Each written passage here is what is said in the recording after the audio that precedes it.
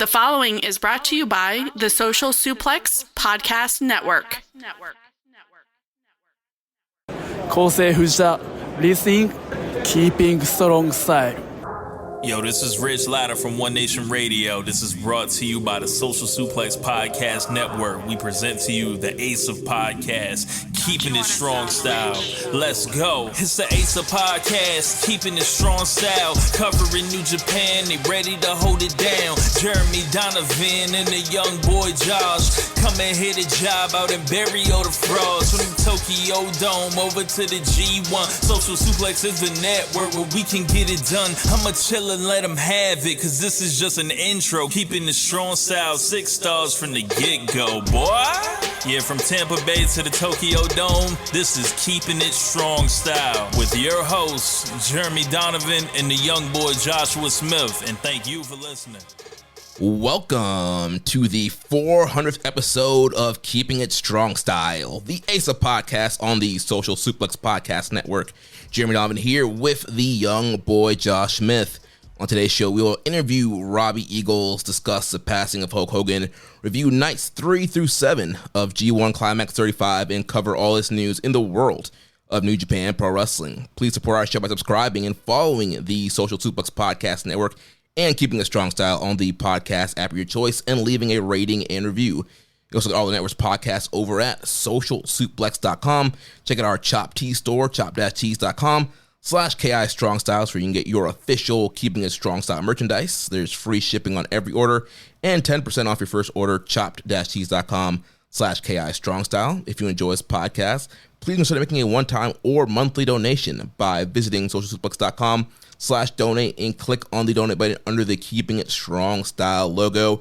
And we are streaming live right now on patreon.com/KI Strong Style for IWGP subscribers. If you want to watch our show live or listen without ads, you can sign up at patreon.com/KI Strong Style. And like you heard, we're interviewing Robbie Eagles, and he is here with us now, kicking off the show. Robbie, thank you for joining us today. Hey guys, thanks for having me back as a returning guest. It's been a while since we last spoke, and you know, I'm an avid listener of Keeping It Strong Style, so I'm very happy and stoked to be here with you. I appreciate you jumping in late last minute. It was funny because you know, just peeling the curtain back a little bit, the first time we wanted to record together, it took us a while to like line everything up. And you know, when this time came, I was like, Jeremy, can you reach out to Robbie? But I was like, we felt like it might be a long shot because it's hard to like line things up. I hope he's, you know, able to. And then you were so accommodating being able to do it last minute. So that really was awesome of you. And, you know, the stars aligned. So that's great. Yeah, right now I've got a big title match coming up this Friday, August 1st in Australia for PWA. So I'm just doing the media round. So when you guys hit me up in the DMs, I was just like, yep, it's another one to add to the list. Champions' duties never end. That's right. Big match coming up with the Tuckman, and we'll get into previewing that as well. And shout out to our IWGP subscribers watching live. We got Miss J Doom in the chat saying Robbie, and Rambo and Slam Pig saying happy 400th. So yeah, Robbie, it's great to have you back again. And the last time we talked, you were just debuting for TMDK.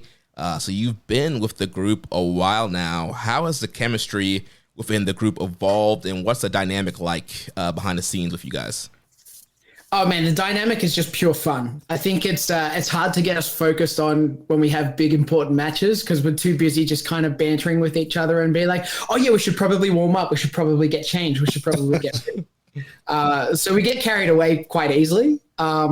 It's very much like a band of brothers is the way that I would look at it. And, you know, I grew up only with a sister in my family, so I didn't have that like brotherly relationship growing up. And now I finally got it in TMDK. So I'm having like a whole bit of childlike fun with, you know, especially people like Shane Haste, who's a bit of a larrikin, as we say here in Australia. So it's just good vibes. To be honest, one of my favorite parts over the last like 12 months is having Hartley Jackson around because it's such a pivotal part of the start of my career as I started exploring more parts of Australia and eventually did my first tour of Japan. It's a really nice dynamic having him as, you know, we refer to him as Big Papa. having Jag around has just brought a whole new dynamic to the team. And honestly, I just think everyone just is themselves in TMDK. We don't feel like we have to put on a front. There's no pressure to be a certain way. We just get to enjoy being together and enjoy pro wrestling. I'll jump into the next question, but what is a larkin? A larrikin? A larrikin is like, I guess, a bit of a goof, someone that likes to have a laugh, someone that doesn't take things too seriously, basically someone that's often turning everything into a joke. That's Shane Hayes to a T. It sounds like me a little bit. So you've been a mentor figure for Kosei Fujita. What's impressed you the most about his development so far, especially returning from that, mini excursion to Australia? Just the confidence that he exudes. Like, he has this swagger about him that you can't teach, especially, young Lions, they're still new, they're still fresh, and he kind of got expedited through that whole system. But the fact that once he put on his brand new costume for that first Super Juniors and he just became himself, he was in his own skin, and he was just like, yeah, I'm the man. And he carries that all the time. So whether he knows it's unlikely he's going to win that match, he still walks out like, I'm the man, you have to beat me. It's not about me beating you. So I just love to see that through him, and that's only going to develop and grow as he gets more and more matches and time behind him. And the kid's had, 2 opportunities at the IWGP Junior Heavyweight Championship in the same year. He's won best of the Super Juniors in his second time only. Holy shit, guys. Like, I've been in 7 of those tournaments and haven't even touched the finals. So, I mean, that's just the proof in the pudding, right? Like, the kid's good. He's a prodigy, and I can't wait to see what happens in another 2 years' time, 5 years' time, 10 years' time. The kid's the ace, I think. He's going to take over the junior division. Yeah, it's crazy just like how young he is. Like you mentioned, just how much he's accomplished, and he's only going to get better. And also, he's learned a lot from you, and you guys have formed a great tag team, Ichiban Sweet Boys, and that kind of plays into what we've seen, the past 3 years with the junior tag team title division. We've seen a historic period where the title was defended by Catch 2-2, War Dogs, Jet Setters, and the Ichiban Sweet Boys. Since then, it's hit a little slump in quality and regular defenses. What did that reign mean for you guys, and where do you see the division heading? Oh, the reign was super important, right? Like, once we got to that point of winning Junior Tag League and we got our shot at Wrestle Kingdom, let alone the fact that we made history and had the first ever ladder match in the Tokyo Dome, as far as I'm aware. And that's still something that recurs in pain and injuries for me to this day. It was really important that we set a precedent with title challenges and the matches that we had with them. So, we went up against Rocky and Yo first. Then we had Robbie X and Ishimori, and we kind of circled back to Yo and Wato after that. But we wanted to prove that we weren't just kind of like, oh, it's their first time holding the tag titles, it might not be the strongest run. We wanted to prove that we earned our way there. It wasn't a fluke of just grabbing the belts off a ladder and now we're the champions. We deserved to be at the top of the figurative ladder of the junior tag division. And I think looking at those matches, all 3 title matches that we had, we really raised the stakes and raised the bar every time in terms of what we did quality-wise in the ring. And Fujita and I just kind of get on the same wavelength once we start doing tag stuff. So it's been really easy to just get in there and do it. And I've taken bits and pieces from previous tag teams I've been in. Like, I've got a long-running tag team here in Australia with my original partner, Matt Diamond, and we still, annually have a tag team match down under. I take stuff that I used to do with Will Ospreay as Birds of Prey. And, of course, there's like little tag sequences that I had from my time in Bullet Club that have proven useful in certain situations. So I'm taking all those experiences and kind of giving them to Fujita and then asking, what would you do in this situation? What's your spin on this? And that adds a whole new element. And not only does it change it up and keep it fresh, but now it might be more effective than it was when it was me and Will Ospreay doing the same sort of sequence. So, yeah, it's just been really fun to be a part of that kind of revolution of the tag division. I know it looks a little different now, so I can't tell you what to expect in the future. But as soon as I saw that whole thing with Doki joining House of Torture and them winning the titles in such a shonky fashion, mate, that's got to be fixed. And it might be Ichiban Sweet Boys to do the fixing. Please. Yeah, we would. I think everybody would love that. Jumping into some more talk about, TMDK. So Zack Sabre Jr., he's the front man. He recently regained the IWGP title. And, so far he hasn't had the most stellar G1. The match has been really good, but he struggled to put some points on the board backstage and, post-match. He's been showing signs of frustration. What are your thoughts on his G1 so far? And what does his success mean to TMDK as a whole? It's a motivator, right? Like seeing him win that title back from Goto and the way that he did it, it just motivates the rest of us because I'm without IWGP Junior Tag Team Championship. Fujita didn't win the junior title from Desperado in that recent contention. Oiwa wants his first belt. Like it just motivates us. We can do it. It's been proven, but it takes hard work and determination to get there. So we're all just persevering. I know Zach's start wasn't great, but he just recently had that match with ELP where he got some points on the board and was super crucial and important for him. And that was a stellar matchup too. So the fact that he did it in such great fashion is incredible. I think the difference in this G1 to last G1 is he was coming in with like a big chip on his shoulder, right? Not saying that he doesn't have one now, but what he has on his shoulder is the IWGP World Heavyweight Championship. So the pressure is different this time around. Yeah. And it's not that he's not ready for it. I just think the people that he's faced off with in those opening rounds have been hungrier and wanting to prove more of a point, even, potentially looking at their performances from last year. So that's kind of back off guard. And that might be a little bit of, his self-confidence coming into it, because normally he's very much like Fujita's learned from him. He's the man. He's the front man. He's untouchable with the way that he wrestles. No one can wrestle like him.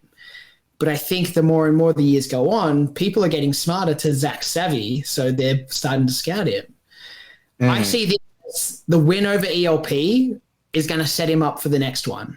And I know he hasn't had the match with Takeshita yet, right? No, that's coming up on Wednesday. That's next. Okay, so it's going to be a tough one for him, but I fully believe that Zach can do it because Takeshita's, he's big, he's strong, he's powerful, and he can be fast, right? But Zach can beat him. And the good thing about Takeshita is he's got a long body. That makes it a lot easier for Zach to catch something. And, it might be like a Frank Mir, Brock Lesnar moment. I don't know. It could be over before it started. Yeah. So yeah, interesting. Yeah, with Zach in G1. Jumping back to the junior division, also your standout of the junior division, and there's been a lot of clamor from fans about the junior division, about the longevity of top stars like El Desperado and Hiromu Takahashi, and they need new platforms, new challenges beyond the junior division. What are your thoughts on the junior division and how it can be elevated and promoted to a greater level in 2025? That's an interesting question.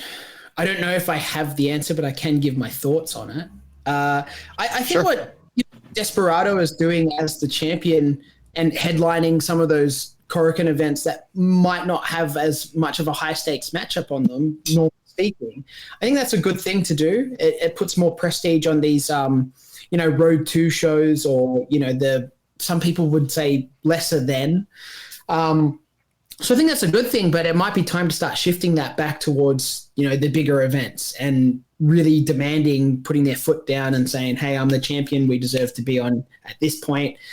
And when you look at it in the two divisions, IWGP World Heavyweight Championship, that's headlining, right? But then the junior heavyweight singles title, that's our version of that belt in our division. So that should be as close to the top as what Zach holds. It's an argument I've had for a long time where you have one belt that's gold and one belt that's silver. You're kind of putting us in second place, and I've always hated that. So when I was champion, I demanded, let's change that. Let's make this belt gold again, and let's fix the perception. But it could be the belt. It could be the positions on the cards. I don't know exactly what it is. It's been nice to see things like Hiromu going to Noah recently. I know his title challenge didn't happen the way that he was hoping it would happen, and that's going to have to be pushed back a little bit. But maybe we need to strike some new blood in there. Maybe we need some challenges for Desperado from outside of New Japan to get the intrigue back up. Or maybe there's someone we're not thinking of that's been long gone from challenging for that title, and it's time for them to have another shot for the first time in a long time. That might create some buzz and drama as well. Hey, you know what? That belt hasn't been defended in Australia since 2019 when Will Ospreay and I had a match. So if Despy wants to come for his first trip down under, which I know he really wants, I'm here ready and waiting, and I'll roll out the red carpet for him. I love that idea of revising the title design to a gold, especially since right now the current version is, you know, almost a miniature version of the V4, which no longer exists. So it almost feels fitting that we're like probably overdue for a design change for the title anyway. So yeah, I love that idea. Jumping into the next topic. So, you know, many top stars have departed New Japan the last few years. This tour, you know, they struggled a little bit with attendance. What are the vibes backstage with the current state of things? And with so many young guys looking to break out right now, what do you think needs to happen for fans to get reinvested and the brand to kind of be elevated? Yeah, it's a bit of a difficult one, right? Because like there's only so many things that are within our control as the talent. Right. I think backstage, generally speaking, and again, like we're separated and segregated into locker rooms, so I only really hang out with the TMDK boys, and I see someone else in passing for a hot second, but like it's not long. We're all trying to do our bit and then some, but it's kind of hard because you can't apply the same tactics that, say, people in AEW or WWE would use to try to grow the fan base, because the Western wrestling is totally different to the Japanese fan base. So we should try to target like yourselves in America, but that's not what puts like butts in the seats in Japan. So we've really got to figure that part out.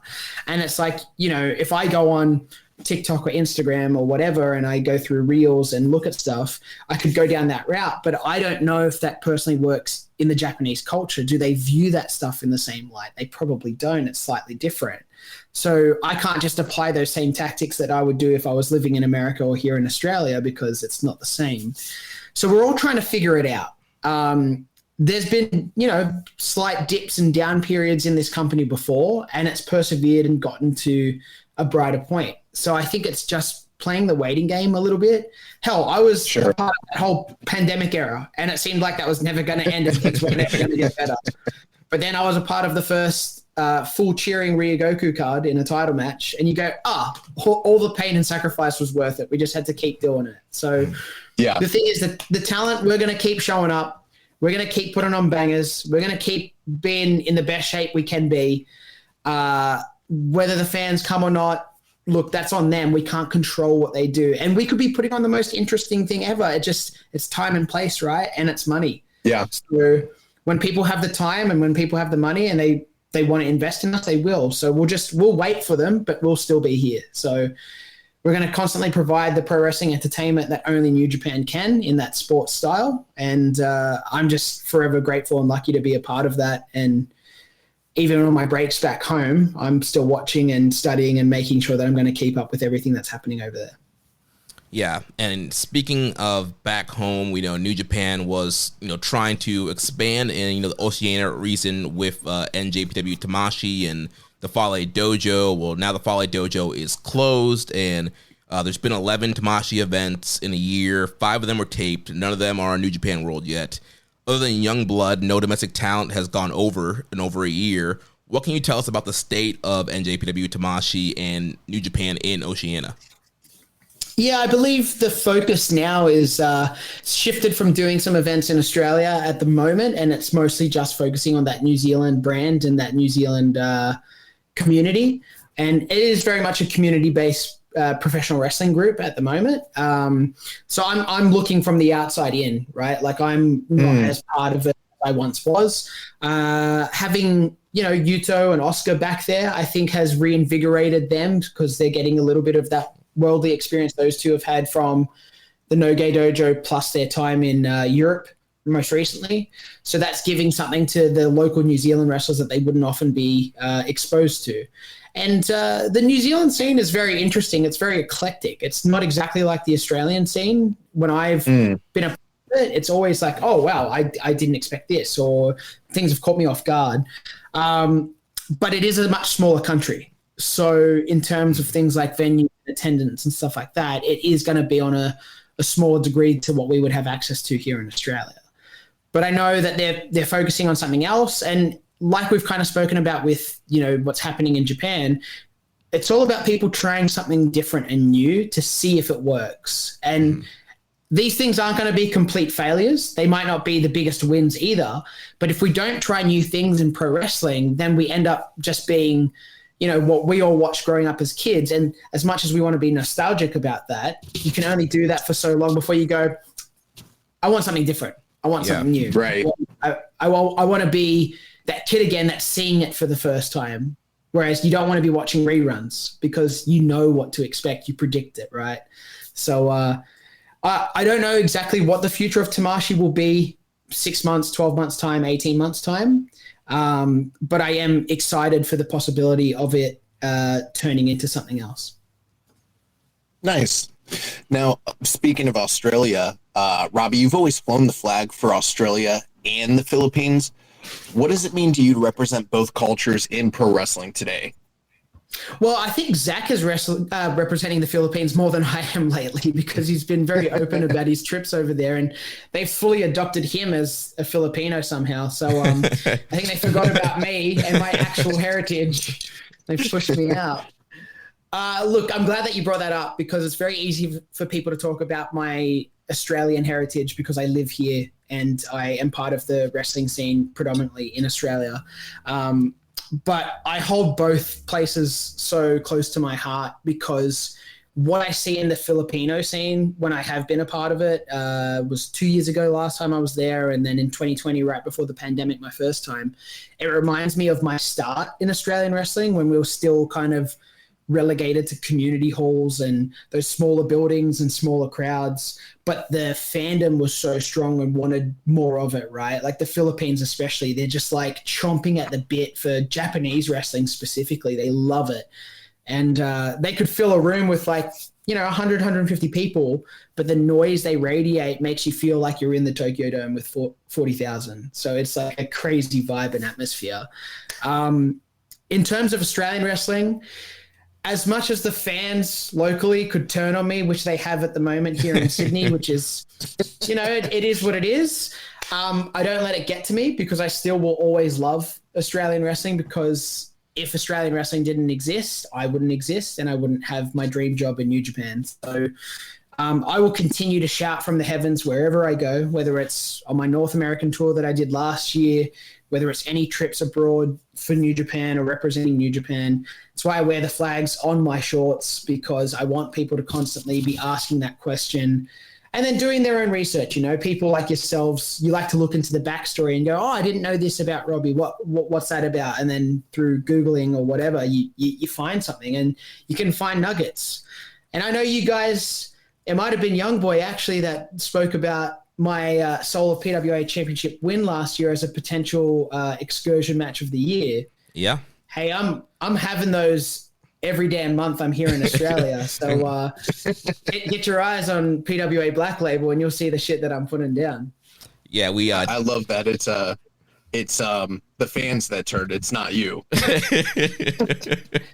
Hey, I was just beating up some chump of a champion, and then they started calling me a wanker, and that was the first time I've ever heard that in that ring. So, whatever floats their boat, as long as they're paying tickets and coming to the shows, do whatever makes you happy.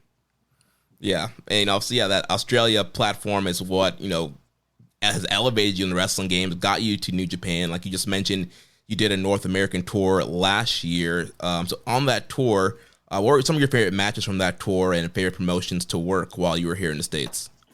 Ooh, that is a great question. It's been a while since I've properly thought about my time.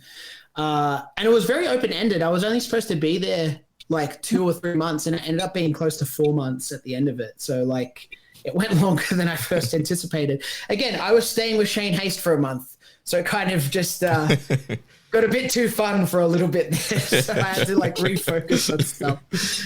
Look, experiencing AEW was fun, and doing it with Shane and Zach, that was a cool experience. Wrestling Ishii for the first time ever because I'd only teamed with him before, and Orange Cassidy, someone that I've trained with back in 2011. So the fact that we finally got to mix it up, and Orange Cassidy, funnily enough, is a PWA Coliseum entrant back in 2019. So we have like more connective tissue there than people realize. Nice. I think one of my favorite matches, there's two that I can kind of rattle off the top of my head, and I'm probably forgetting some though, is I had a match with Jackson Drake at DPW that wasn't originally scheduled. Jackson came in and filled in last minute and, caught me off guard, but I thought we had a killer match. And now looking at what he's been able to achieve in the last year and with the WWE ID program, and he's the Evolve champion now. So like that's cool as hell to look back at. But the one that's equal to that is my last match in the US was against Speedball for ETU. And I've known Ryan at ETU for a long time. So to work for his promotion was like, really great. And to tick that off as like my last one for the tour was awesome.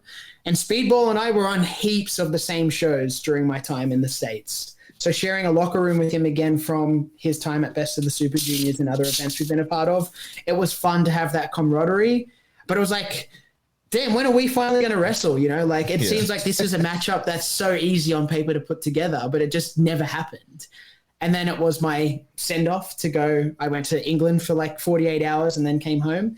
I don't think it could have been any better placed like a story. And we had a killer matchup.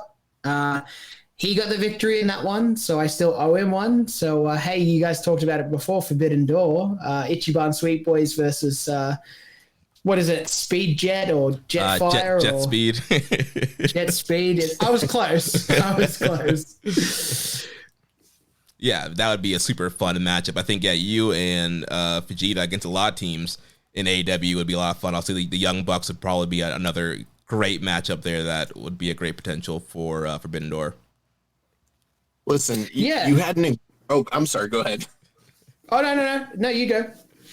I was just going to say, you had a super successful U.S. run, but ultimately it was a failure because you didn't get to come train with me and Jay Lethal and Matt Seidel and see me do shitty quarter rolls. So I don't know, We tried to make it happen. We just couldn't make it fit. And, it was time and distance. So next time for sure, though. Actually, there's like no schools here right now. Everybody closed up, so it probably won't happen. Shit, man, Florida be like that, huh? Yeah, dude, the Tampa scene is really dry right now.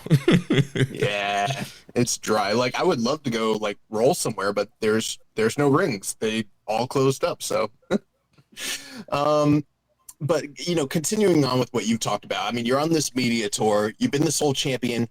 465 days, 10 defenses, and you have a big rematch coming up with Tuckman, who you took the title from. Any comments for Tuckman heading into that match?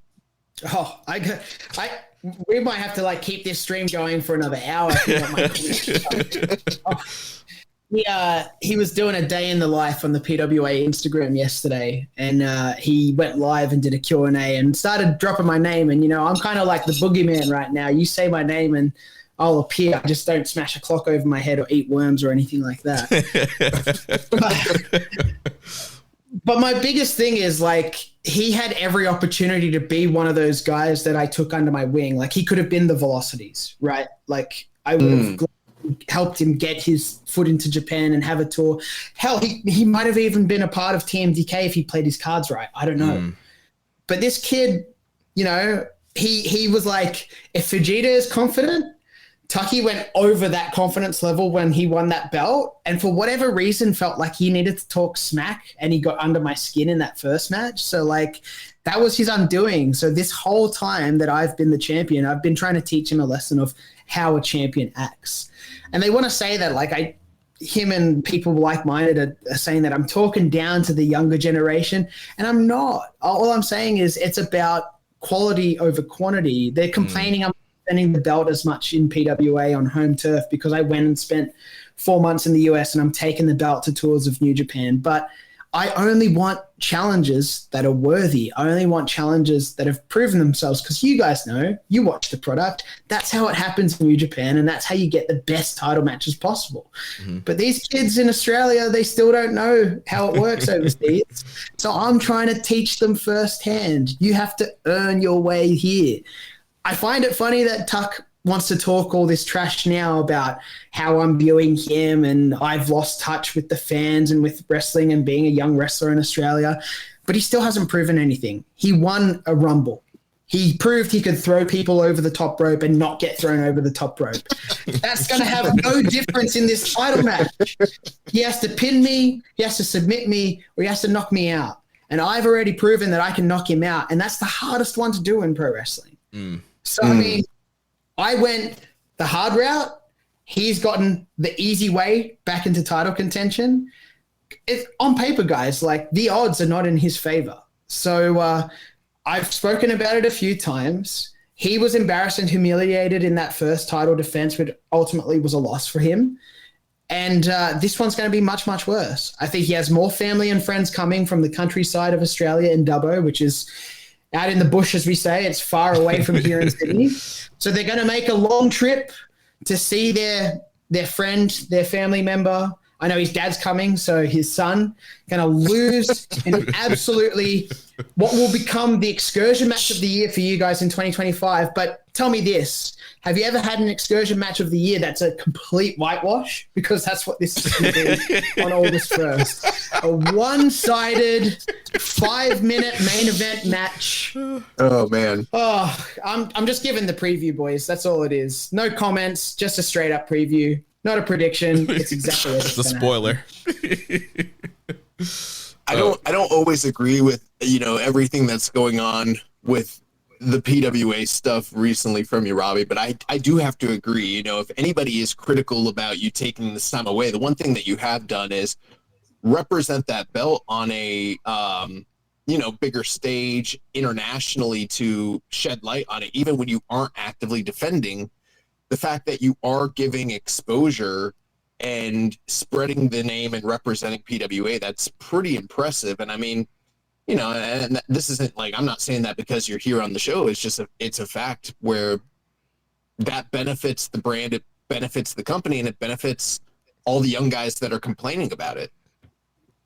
Yeah, I'm giving them the spotlight, right? I'm giving them the platform, but they don't see it that way. They see it as, oh, Robbie's being rough and tough and he's not giving us our fair shot and whatever else. And I'm like, excuse me.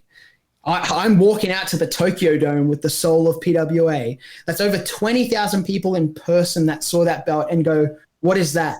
And then when they hear it on whether it's Japanese or English commentary, or whether they read it in the brochure that comes from Wrestle Kingdom, this is all getting more eyes on the company. And whether that, relates into followers on Instagram or new Twitter or X followers or whatever it is, that's not necessarily how you understand the fact that I am exposing the brand to more people. It could be 2 more people buying tickets to a show. It could be 3 more people finding out who the Tuckman is. Going and seeing the match that we had from last year on YouTube, because I've shared it on my social media, now gets people going, oh, I actually like some of what that kid did. I'm going to start following his career because I want to see him almost like in the same way we watch Young Lions, right? You want to see them from their start. But apparently I'm bad guy Bob. Everything I do is horrible. No one likes me. And it gets really tough because we were talking about before sharing the locker room with TMDK. That's such a nice time. I have no TMDK around me in PWA, guys. I am in a locker room by myself. No one wants to come chat to me. I get the Goldberg treatment when it's time to go. I go and do my business. Oh, man. Yeah, they should really be thanking you for elevating the brand. You're elevating the title. And yeah, honestly, I had never heard of the Tuckman until the match you had with him last year where you beat him for the title. And we did put it as a nominee in our excursion match of the year. And yeah, it was a really great match. And if people have not seen it, they need to go and watch that first match on YouTube. It didn't do super well in the voting, but it's not because the match isn't incredible. I just don't think enough people have laid eyes on it. And I still to this day think that it was like, there's always one match when we have those excursion matches where I'm like, you guys didn't see it, but you need to go fucking watch it because it's incredible. And oftentimes it is from Australia. That's one of them. Like that match just fucking rules. I can't wait to see, the rematch from you guys. You're going to have to split your time because I know the G1's happening at pretty much the exact same time that we go live. So, I know you guys are a New Japan podcast. G1 comes first. That is priority. But then when you've rested, you've got time, there's a G1 night off. You can catch up on the replay on YouTube because it will be live over there. And then, like I said before, you can see the whitewash and put it straight to number one in the voting ballot nice and early for your award this year. Oh, man. So, yeah, looking forward to that big rematch coming up this Friday. So it's going to be on the PWA YouTube channel, right? Correct, yes. Nice. So, yeah, everybody listening, go ahead and check out that big rematch coming up. And, Robbie, next question here. So 5 years from now, what do you hope fans are saying about Robbie Eagles and your legacy in wrestling? Well, the first thing they're going to be saying is he's still PWA, Soul of PWA champion. So, I mean, we're at 460 something days now. I can only imagine what the math will be on that. So that's the first thing. Secondly, I think what I want my legacy to be, and it kind of is already, is I think it's not necessarily about my personal achievements as much as, it would be nice. It's more about what I've done to help not only Australian wrestling, maybe the Philippine wrestling scene as well, but what I've done to help other wrestlers. Kind of like what we've mentioned with my mentorship of Kosei Fujita. Like, I want to get him to a point where, it's either him or I winning the IWGP Junior Heavyweight Singles Championship. And if I can help him get there, if he's going to have a quicker route to be in title contention, then I'm definitely going to push for that. If he can help me prepare, because, I need to know what the young kids are doing and be prepared for that in case someone new and fresh wins that championship from Desperado, then I want him to do that in turn. But look at the success of some of the people that I've had a hand in. The inspiration are back in TNA doing great things. They'll say that I trained them, but they were training partners of mine, so I'm always happy for their success. Grayson Waller, killing it as always in the WWE. The kid's had the gift of the gab. And I say kid, he's the same age as me. I just, he's had half the career time I have, and he's, overshot me, arguably. And I think, you got Steph DeLander as well, who's just doing amazing things. I know she's in Impact too. Feels like most of the Australian girls are working for TNA. So, good on them, that's an amazing little division that they're building. But Kyle Fletcher. Let's talk about Kyle Fletcher. Yeah, the proto star. Kid was 14, scrawny as hell. Didn't think he was going to make it through this tough pro wrestling world when he signed up to train with us. And holy hell, Kyle Fletcher ate that Kyle Fletcher, because kid is big and strong now, and he's fighting Goldust for a title. So this is not things that Robbie Eagles at 14 years old would have thought were possible, that his student would fight Goldust in 2025. So I'm super proud of him. During my time in the US, I got to room with him at his place with him and Sky Blue, and they were super welcoming. And I'm very grateful that I've still got that connection with people like Kyle. But he's just like Vegeta, he's a prodigy. He's the proto star for a reason. And I'm super excited to see what he does. So when you talk about, 5 years time, what I want people to be talking about, my mind just instantly goes to, fuck that. I want to know what these people are doing in 5 years time, because I'm more proud of them than I'm ever going to be of my own achievements. Yeah, I think you're well on the way to that being the case. I mean, when you think about Australian wrestling, it's going to be Fuller and Eagles. With the Eagles name being what it is, Jeremy, let me ask you this, because this is a little bit off the sheet, but when we were in New Orleans, who was the talent scout that we sat next to at that Shine show? Was that Canyon Seaman? Is that his name? Yeah, Canyon Seaman, yeah. So we're at a Shine show, right? 2017 in New Orleans, and we're sitting next to Canyon Seaman, the entire Social Suplex group, and we don't want to give away that we're super marks or whatever, so we just we're real respectful, but we know who the fuck it is. We're right next to the dude, and we're watching him take down his notes and everything. and we were all really big Madison Eagles fans. And we hadn't said shit to this man, and Madison walks out, and our buddy Rich looks over and goes, Canyon, that's the one. That's the one you need to sign. Canyon looks over to us and goes, can't sign them all, fellas. Well, he missed the boat with that one, huh? Yeah, he sure He did. absolutely did, but she probably doesn't know about it. I know you guys have the connection, so I just thought I'd let you know. The Eagles name is well represented here in the U.S. Well, I'll make sure to tell her on Friday when I see her next. That'll be a nice little story to go to hear. Yeah, we, Sean used to be a big thing here in the Tampa area, several shows, and Ebor, Madison would always be a part of those shows. We would call her the gun show. Yeah, she would come out there Gun show. just jacked and Flexing, right? throwing girls around. Hey, I told a story the other day backstage about how Madison Eagles cured my asthma. And the way she cured my asthma as I was maybe in my second year of wrestling and training is there was a very low attendance for a class that she was taking. It was myself and 3 others, only one of which that's still involved in the industry now. 2 have now retired and just kind of quit. And she was, just not having a great day. So she wanted to take it out on us. And we were maybe being a bit sloppy, a bit average. It was a Saturday morning. I was probably hungover because I was 20 years old. Not a great combination for all of this to happen. And we had we still have it now. It's a very old crash mat. So it's quite dense. And she made us do this circuit that had different squats and push-ups and whatever else. It was all cardiovascular stuff. But one of the circuits you had to do was tuck jumps on this crash mat. So it felt like quicksand because you would jump up and as you would land, you'd sink back into it and you had to pull yourself out to do the next one. And this was for time, right? 30 to 45 seconds. I basically had a full-on asthma attack from trying to do this circuit of the crash mat. And I was just I couldn't breathe.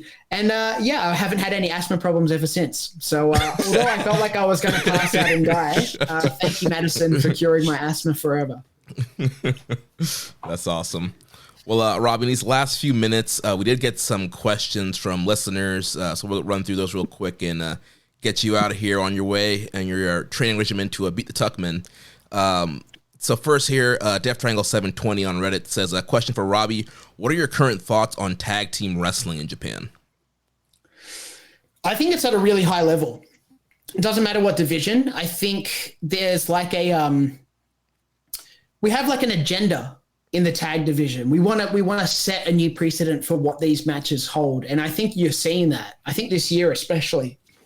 And we mentioned before, look at any of those combinations of War Dogs, Catch 22, Intergalactic Jet Setters, and Ichiban Sweet Boys. We put on some great matches between the 4 of us. Mm-hmm. So definitely something for the future to study and look back at how we did it. There's great tag team wrestling all over that country. I often still watch things like Dragon Gate and even in Glate because I think some of the people they have in those promotions, the combinations they come up with are ridiculous and things that you can't fathom possible. And we spoke about them before. Jet Speed, right? I'm getting that correct? Yep.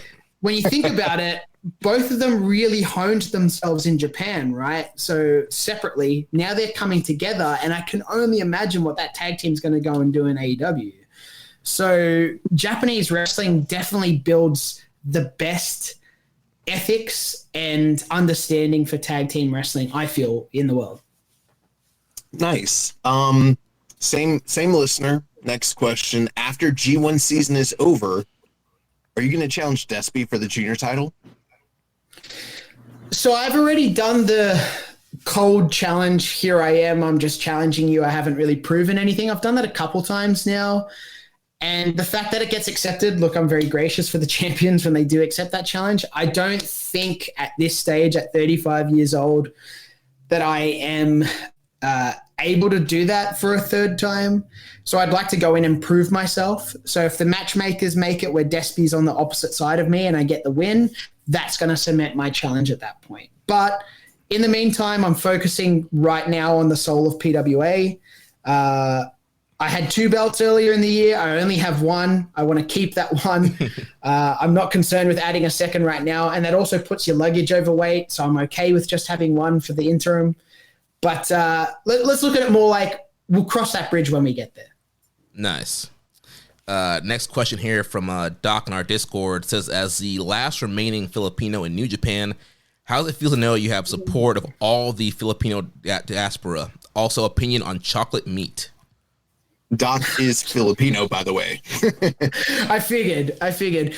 Chocolate meat, I'm not familiar, so I'll have to get caught up on that. But they say I'm the last Filipino, but we've got 2. It's me and Zack Sabre Jr. So I'm amongst my kuya in TMDK. Awesome.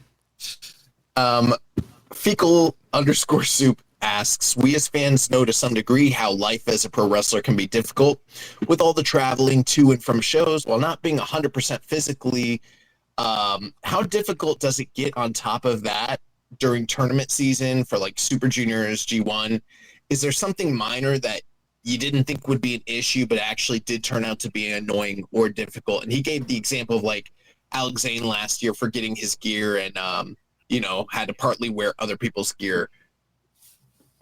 I mean, that's a big issue with traveling overseas for sure. That's the panic you have of when you first arrive and you go, oh crap, did I have everything?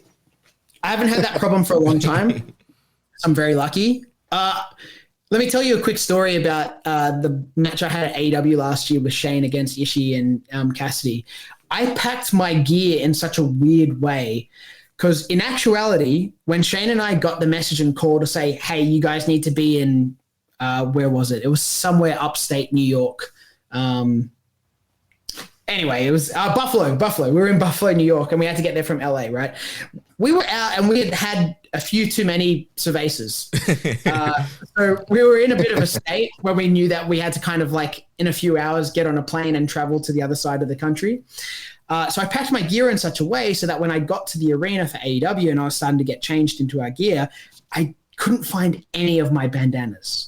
And that's a very signature Robbie Eagles thing, right? Mm-hmm. So not just missing one, I was missing both. And I was panicking, asking ring crew if they had any extra bandanas on them as rags or anything. I started tearing up a T-shirt to try to make it into a bandana. Turns out I packed them into my kick pads for the first time ever. So I did have them, but I didn't find them until the last. So safety, haven't been in Alex Zane's shoes per se, but I understand that issue. Talking about the tournaments, I copped a pretty bad rotator cuff injury that I put on my Instagram in my match with Kevin Knight. I went for my springboard drop kick to the leg and he moved out of the way and I took a really awkward fall. And so that was the second tournament match for me in that series. And I was on a busted wing for the entire time. And I'm actually still going to physio for it now. So I have potentially my last physio appointment next week, which will give me the all clear, but it's still causing me grief and pain. But hey, that's pro wrestling. We say it all the time. We're never 100%, and you just got to keep going. And they say until the wheels fall off, it might be a busted wheel, but it's still here. So as long as it's still there, I'm gonna keep on fighting. Nice. Next question here from Doc. He says, "Will you fight Robbie X over the rights to the name Robbie?" Hey, look. I'm not the first person to be Robert. Anyone else can be a Robert. He's not Robert Eagles X. So, like, as long as he doesn't take that from me, I think we're fine. We've had our spat. We've had our time. I would like a singles match with him in Japan. I think that would be a cool little bit of payback from he kind of cheated a victory from me in Rev Pro last year, and that was on his way to becoming Bullet Club Robbie X. So I think he learnt a lot from his run in this Best of the Super Juniors as a late replacement. I'd like to see what he's offering on the table as a singles wrestler now. And that grit that he brings being, part of the War Dogs, it's interesting to see. So I want to feel it firsthand. Yeah. Well, the last time you were on the show, we got aggregated. So I'm sure this is going to be the controversy that gets aggregated. The controversy with you and Robbie X here. So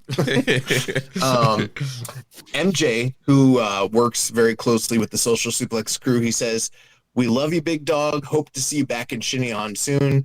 if you've got him live and you're taking questions, who has he enjoyed working with the most over in Japan?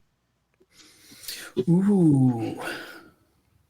I think the chemistry Desperado and I have is kind of very easy to see. Our Super Juniors match in the tournament just gone was very different to the matches we've had previously. And he and I kind of have a lot of similarities, especially being, limb specialists, lower limb specialists specifically. So it's interesting to see what he brings to the table in a rematch, because he's like me, he studies pro wrestling. And because he studies pro wrestling, he learns new tricks and new ways in and out of stuff, and even applies new holds and new positions. So whenever I get in there with him, it's always exciting because I'm learning as well as fighting the guy, right? So I really enjoy those times. Although the wins and losses aren't great in my favor against him, I'd like to change that a little bit if possible. But it just proves that the guys that come out of the No-Gay Dojo are a different breed. They're the strongest version of pro wrestler possible. Mm-hmm. So I'm just constantly catch up to people like him and Hiromu a little bit.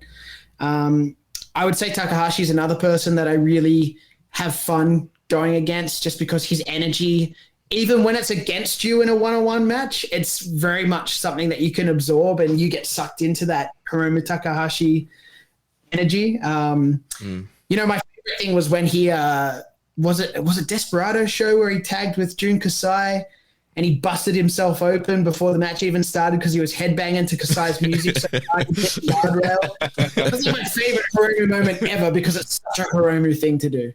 Yeah, that's hilarious. Before Jeremy jumps into the last question, I just want to say something real quick. As a big horror fan, I've watched both The Surfer and Dangerous Animals. What the fuck is going on in Australia? It seems like it's the summer of horror for Australia. Hey, we got some great horror stories over here, and most of them are based on true events, So I don't know specifically those titles you just listed off are, but Wolf Creek, if you haven't ever watched that, go out of your way to watch Wolf Creek, because that apparently happened not far from where I grew up. So hearing that as a teen to adult scared the shit out of me. But I don't know. We just do stuff different over here, because the phrase is everything that crawls, flies, or swims will kill you. So I think we're already on edge constantly, so we're able to produce good horror movies. And I don't know. Did you guys see Talk to Me? That was done by the Filippo brothers. I haven't seen that. I love the Filippo brothers. They're doing a deathmatch documentary next, right? Hey, I actually, when I wrestled in VXS in 2021 against Jimmy Lloyd, I was replacing one of them because they were supposed to do the Ronald McDonald death match with Jimmy Lloyd on that show. So we have an indirect connection. And I was actually at a show that they did one of their, they did the Ronald McDonald versus the two old people death match. I was at that show when they filmed it. So that's going to be part of the documentary, I think, at some point. Well, Wolf Creek, they're amazing. I've never seen Wolf Creek, but I've just avoided it because I know it's torture pornish, but Joel from Super J Cast says, basically said I need to go watch it. So I'll get around to it. But if you haven't seen, The Surfer is more like a psychological thriller, but it's a mindfuck. If you haven't seen it, it's with Nick Cage. You should definitely see it. And Jeremy, I know you got the last question here. Yeah, thank you so much for your time, Robbie. The last question here comes from our friend Rich Latta over at One Nation Radio. He says, question for Robbie. How honored is he to be on the 400th episode of Keeping It Strong Style, and where does this rank for the all-time moments in his career? Well, 400 episodes. Guys, just wanted to, first of all, congratulate you.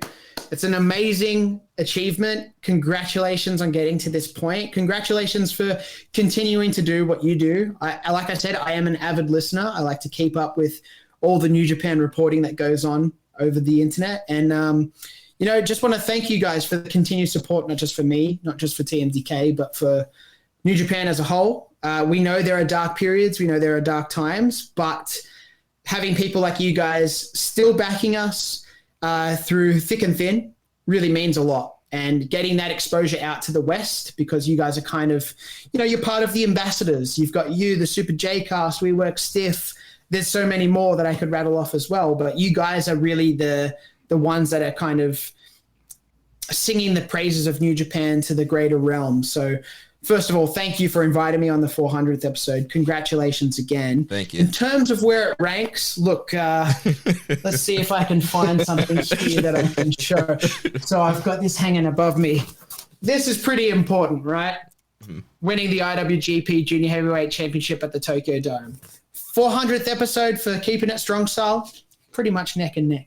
Oh, wow. Oh man, I'm honored. I know when a worker is working. That's not true. Hey, your words, not mine, Josh. Oh man, Robbie, thank you so much for joining us. Go ahead and get any last plugs out here before you leave us here tonight. I know this is going live and most of your viewers are on the other side of the world, but anyone that is in Australia, maybe watching, listening at some point, there are very limited tickets. I think it's well under 50 tickets left for August 1st. PWA Black Label, The Climb at Factory Theatre in Marrickville. Very cool part of Sydney to be a part of, very trendy part, and the Factory Theatre is one of my favorite venues. Come watch me absolutely floor the Tuckman in front of his friends and family. It's going to be a great night for me. V11 for the Soul of PWA Championship, and we go on until we get to V50. Like I said, I'm going to be holding the belt in 5 years' time, like Jeremy first asked me. You can find me on social media at Robbie Eagles _ pretty much everywhere.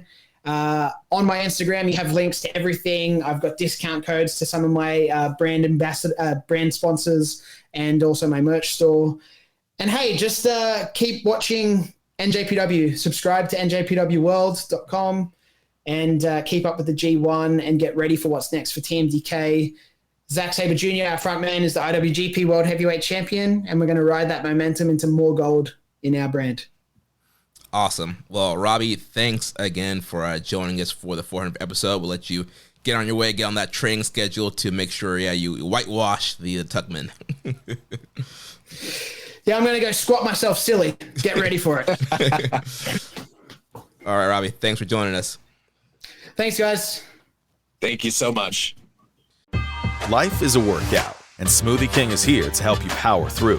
Whether you're crushing morning miles or sprinting through back-to-back meetings, give your body the energy, protein, and power it needs to help you conquer your goals. Only at Smoothie King. All right. So Jeremy, since I know we're live, but I just have to tell you, I'm gonna have to go to the. I'm gonna have to plug in the charger because I'm less than 50% on the phone already, and we're gonna have to, for the first time ever. Anyone that's listening, this will probably be cut out. Jeremy, you could probably even work this into your shit, but yeah, like I'm having internet connectivity issues. It's not ideal for the 400th episode, but I'm gonna have to use the built-in phone mic for the phone, and we'll see how that works out. So, all right, Josh. How am I sounding? You sound far away. Hold on, let me see if I can do some stuff here on your. All right, go ahead and talk. Yeah, I'm talking right now. Can you hear me? Okay. Yeah, that's good. All right, for those of you, this is going to be weird. I have never podcasted without a headset on, so this is weird. But here we are. Yeah, so right now we're pulling a Dave Meltzer. I got Josh on the phone, like Alvarez always has to do for Dave. It seems like Dave always has internet issues. So, would it be better if I called in on the phone and got off the camera? No, you're good here.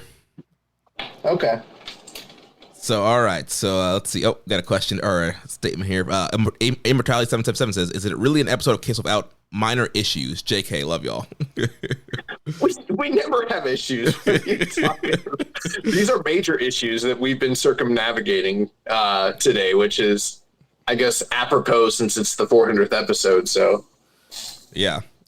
Well, let's keep this show moving on here because we've got lots to cover. And next thing we'll talk about here is the passing of Hulk Hogan at 71 years old. And if you are a newer wrestling fan, you might not realize that Hulk Hogan had a very meaningful career in New Japan Pro Wrestling in Japan. So we'll talk a little bit about that, talk about some of the controversies surrounding him as well, and just kind of our thoughts on everything. So Josh, I don't know where exactly you want to start this off at.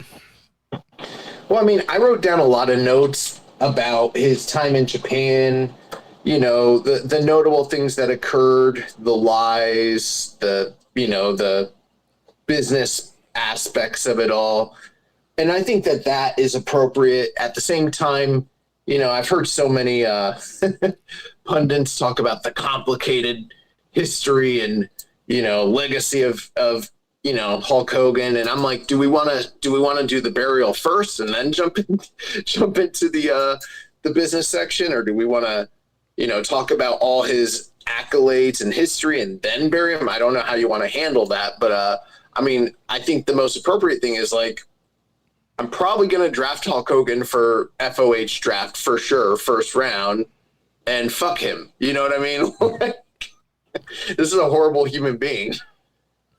Yeah, I got the news. It was like Thursday last week. I was at work in my office, and so I had been busy all day. And one of my coworkers just like, because I'm the wrestling guy at work. One of my coworkers just like messaged me like Hulk Hogan with a sad face, and at that time, like I had no idea what happened. Like I know, shout out Dan Coffin. He's been sending us, the Bubba the Love Sponge, Hogan Watch reports. So like I knew that he possibly was in bad health, but I had no idea that he passed away. And a coworker like messaged me that Hulk Hogan with a sad face, and then like I took a break to like see what what's going on when the group chat, and I saw all the messages like, oh man, this man passed away. And like honestly, like I was very like I had like no feeling. Like I was just kind of like, okay, and just kind of moved on. Like there was like no emotion, just very kind of whatever. I've kind of divorced myself from Hulk Hogan, after, all the racial comments come out, and, I just have not really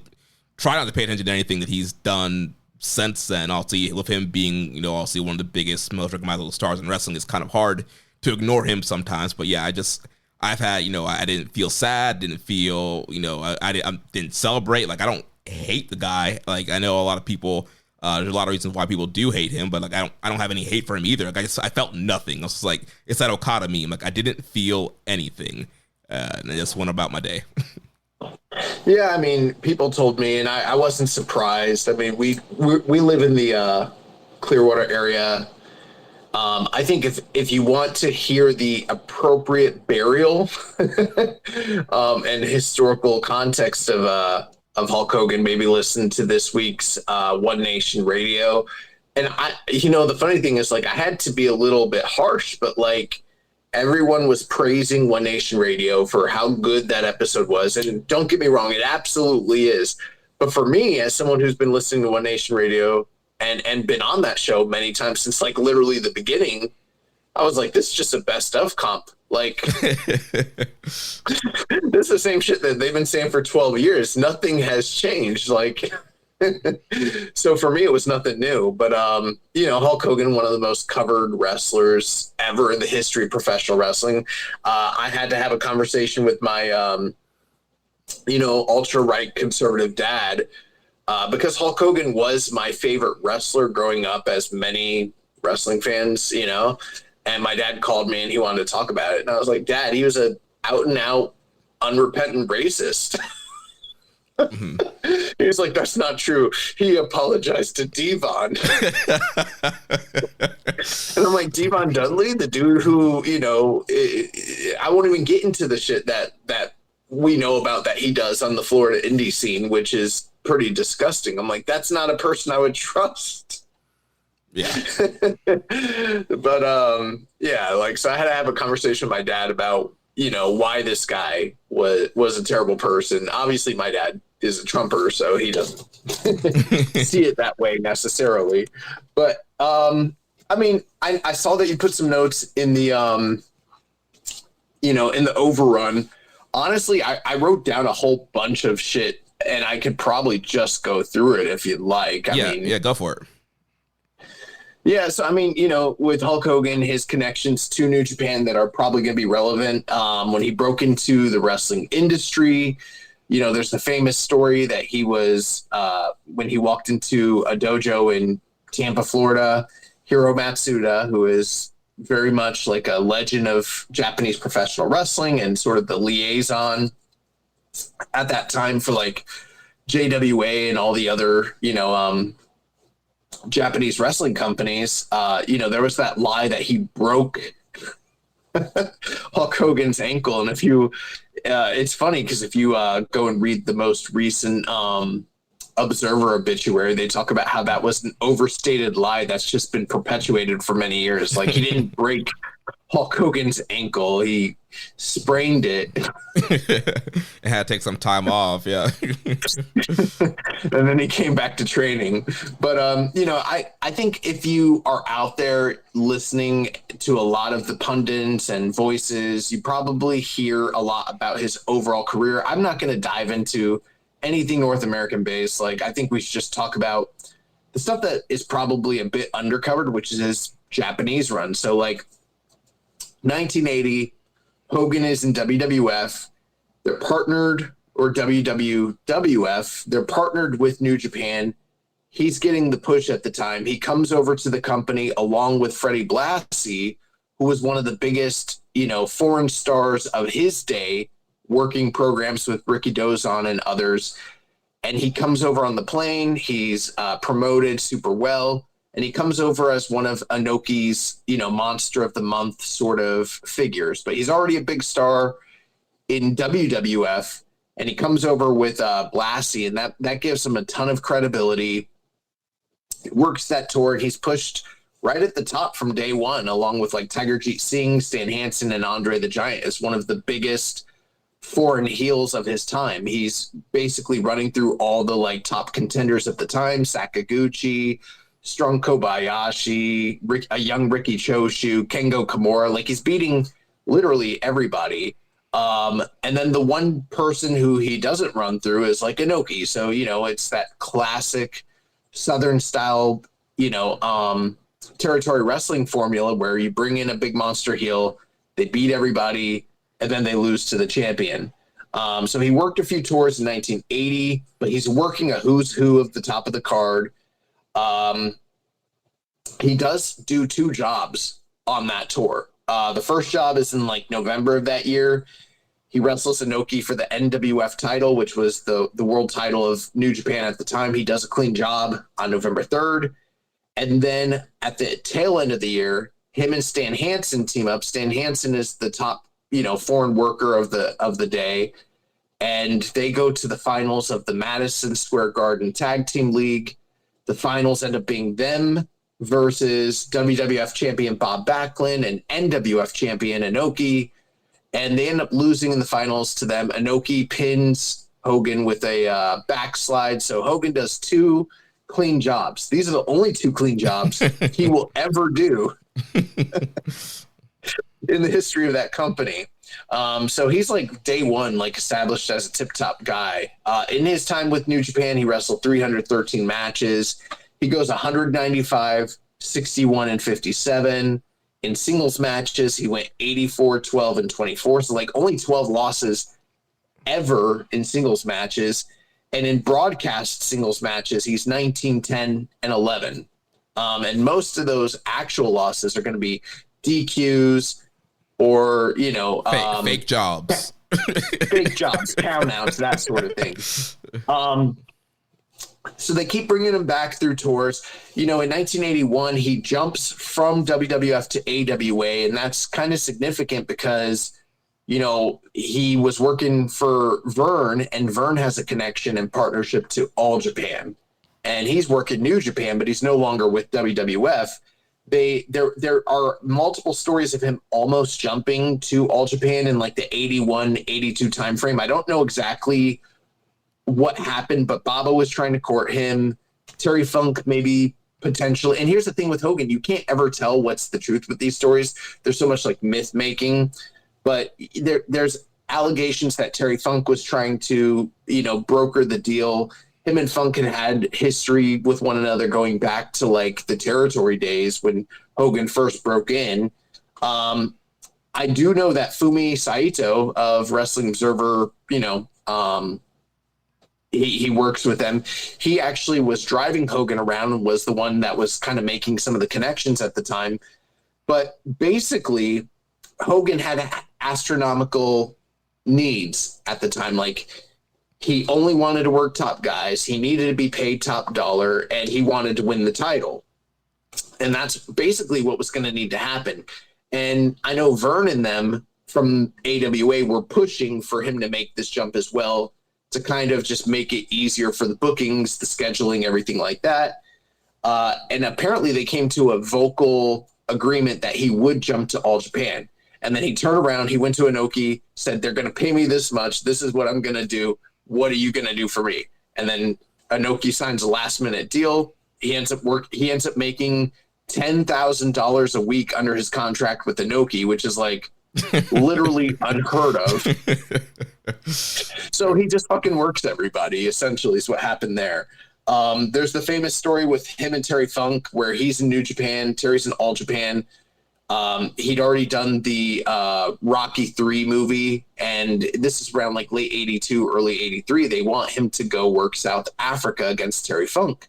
The problem is, at that time, all the, magazines, in Japan, they're covering what these guys do internationally. So like the match can't be taped, and there's like a verbal agreement that him and Terry Funk will never talk about what happens. And obviously, like from 82 on, or like 81-ish, Hogan never jobs again until 1988 in any company, anywhere, ever.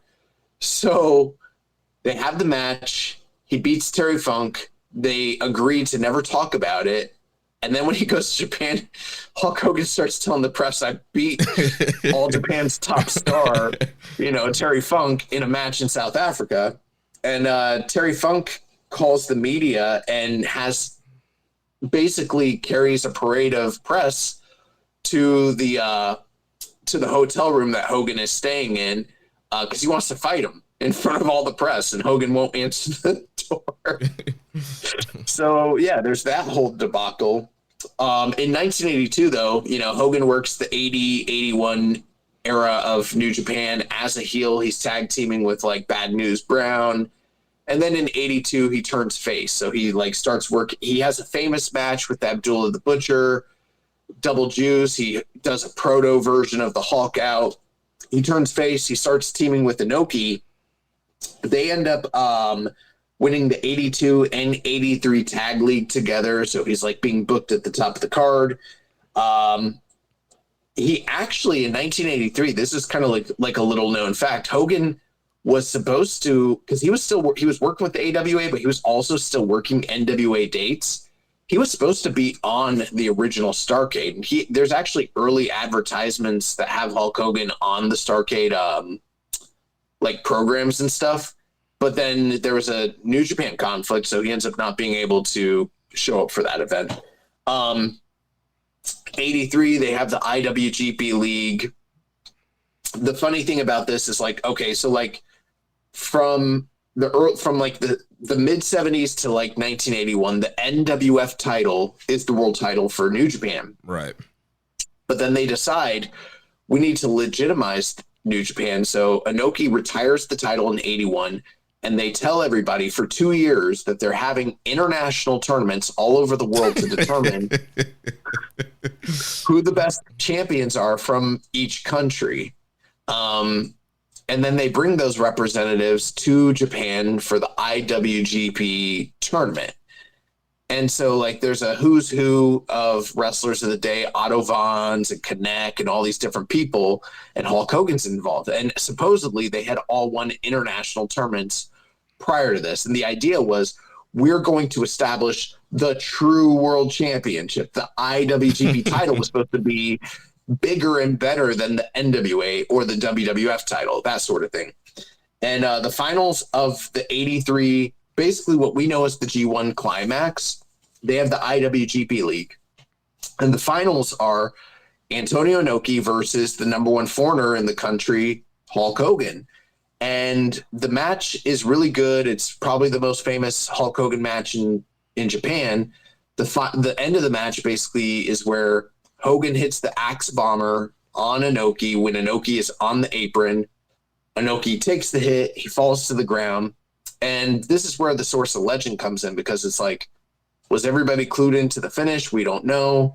Was it a work? Was it a shoot? Everyone pretty much in the know believes it was a work.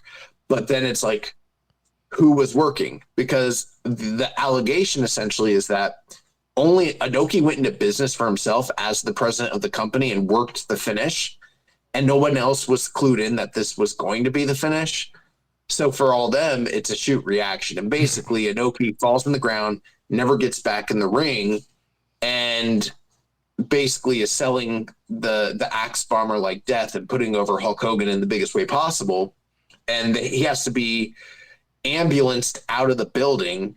And, you know, if you look at the reaction on Hulk Hogan's face, he's like, oh my God, I just killed my fucking boss. Yeah.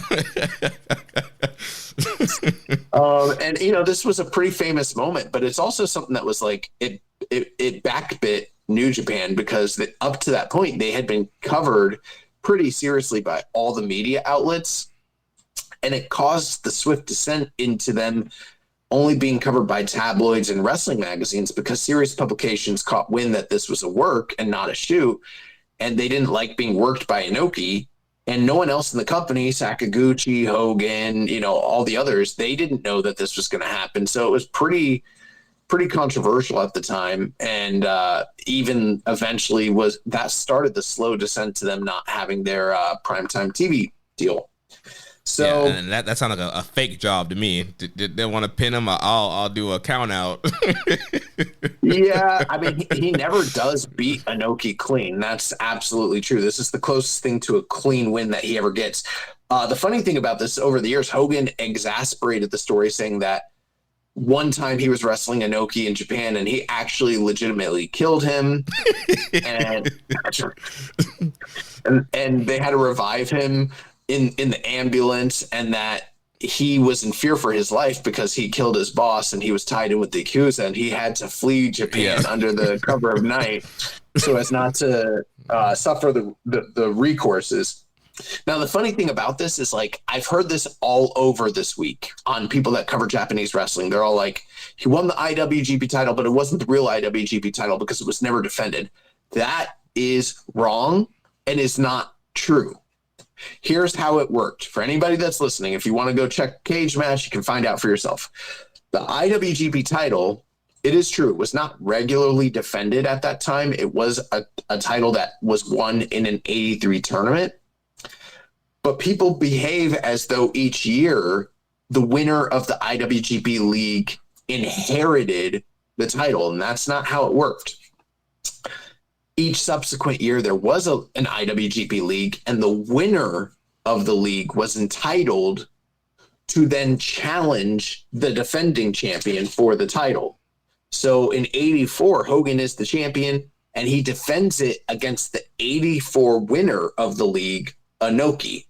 Furthermore, Inoki goes on and defends the title against Andre and Hogan in 85. So it is this weird thing. I keep hearing people say that, and it's just not true. But, you know, put it in context. Hogan, from January 23, 84 till about June of 84, he's the WWF and IWGP champion simultaneously, which is pretty fucking crazy. He does lose the title in 84 to Inoki, but this is a match where they work 2 double countouts first and keep restarting the match. And then they have Riki Choshu come out, double clothesline both guys. And then Inoki gets in before Hogan and wins the title. And that's because this is in the midst of Hulkamania. Vince McMahon Jr. can't allow Hogan to take a clean loss. This is the closest thing they could do to a clean loss. And he drops the title to Inoki. Hogan would continue to work New Japan throughout 85. He does a series of WWF title defenses against Fujinami. And then the partnership with New Japan and WWF ends in 85, and he pretty much doesn't work Japan for quite a while. 1990 comes around. They do hold the WWF All Japan Pro Wrestling, New Japan Pro Wrestling Summit. And during that summit, the main event is supposed to be Hogan versus, and there actually was quite a few different people it was going to be, but ultimately they landed on him versus Terry Gordy from All Japan for the WWF title. And this is a few weeks before WrestleMania 6. We all know what happens at WrestleMania 6. He drops the title to Warrior.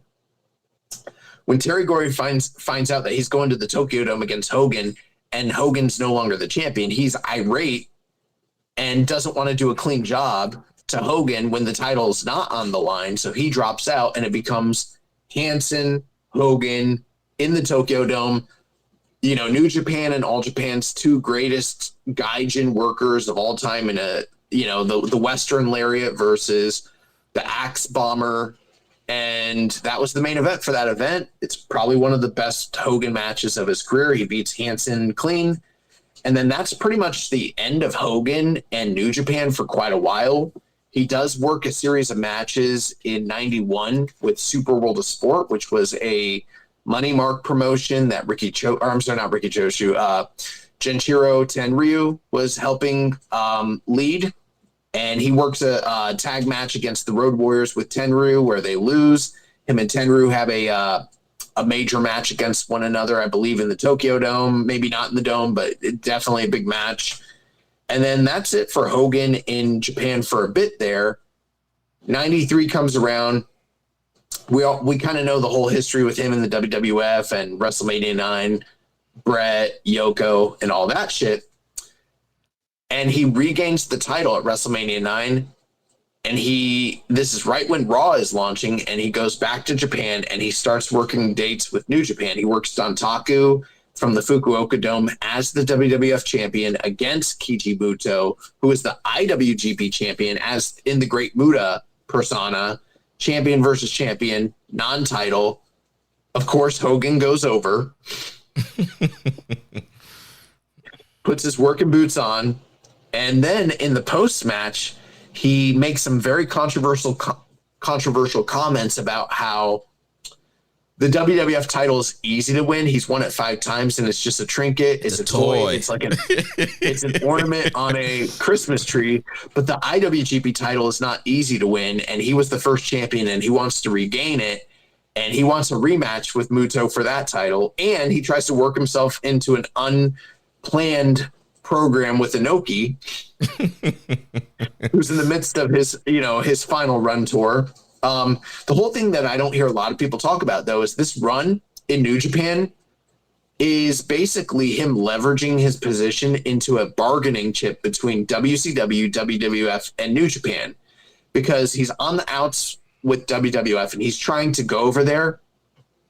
And New Japan has a partnership with WCW at the time. He actually works that Fukuoka Dome show at the same time as like Sting and others from WCW are on the show. And word kind of gets back to America that not only did he bury the WWF title, but like he either might have a deal coming up with New Japan, or it might lead to him having talks with Ted Turner, which is the last thing that, Vince wants. And he comes back, and Vince and them are like basically trying to figure out, what do we need to do to re-sign you? And they didn't want to re-sign him before that. And this is how he like leverages his way out of doing a job to Brett at SummerSlam in 93 in Detroit. Ultimately, they still end up on the outs, but like he's basically trying to work a deal with New Japan, work a deal with WCW and WWF, and basically create a bidding war. Mm-hmm. And he gets the bag. I mean, it ends up working because Ted Turner and them end up giving him everything that he wants. Now, the funny thing is, signs with WCW 94, he's there till 2000, never works with WCW. Or I'm sorry, with New Japan, even though they're the partners of New Japan. And it's very weird considering like the long tenured, how many matches he had with that company. I did some research on this, and basically he did have his own clause in his contract where he could deal with New Japan on his own. But essentially he was getting paid so much in WCW and had so few limited dates. There was no reason for him to ever go to New Japan, especially since he didn't think anyone was on his level. He only really wanted to work top guys like Inoki. Mm-hmm. And he didn't want to do any jobs, and they would have had to pay him like exorbitant amounts of money. In fact, he was supposed to work a program with Inoki on Inoki's like final countdown tour in like 94, 95-ish, but neither guy would put the other over. So that was like a sticking point. And it's funny because I've heard people talk about how like Hogan wasn't a mark for anything like other than money, but it's like he sure was a mark for not losing. Like this guy never wanted to put anybody over. So, but it is funny that entire 93, 94 run with New Japan, he was getting paid over six figures for every single match. He was the first Westerner to make $100K plus for a single match in professional wrestling history, which is, this guy just keeps winning, which is fucking crazy. Like considering everything, like just a master manipulator. And then, you know, in 2003, after he's done with his 02 run with WWE, he goes back to New Japan, works the Ultimate Crush event against Chono. I think originally it was supposed to be him and either him and Takayama for the title, and that doesn't work out. But ends up being him and Chono. He beats Chono. They do, you know, a throwback to his victory over Inoki 20 years earlier. He hits him with the axe bomber and all that shit. And then he actually works an angle post-match with him and Jeff Jarrett, where Jeff Jarrett, he's supposed to go to TNA, and Jeff Jarrett comes out with his guitar, smashes Hogan. And this was actually something where, come here, Ziggy. Sorry, my dog. 1 second. Come here.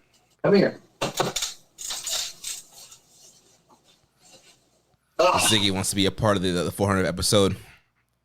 He doesn't want me to record anymore. He's tired of it. Yeah, he works a deal with Jarrett, where Jarrett and him shoot an angle unbeknownst to New Japan officials.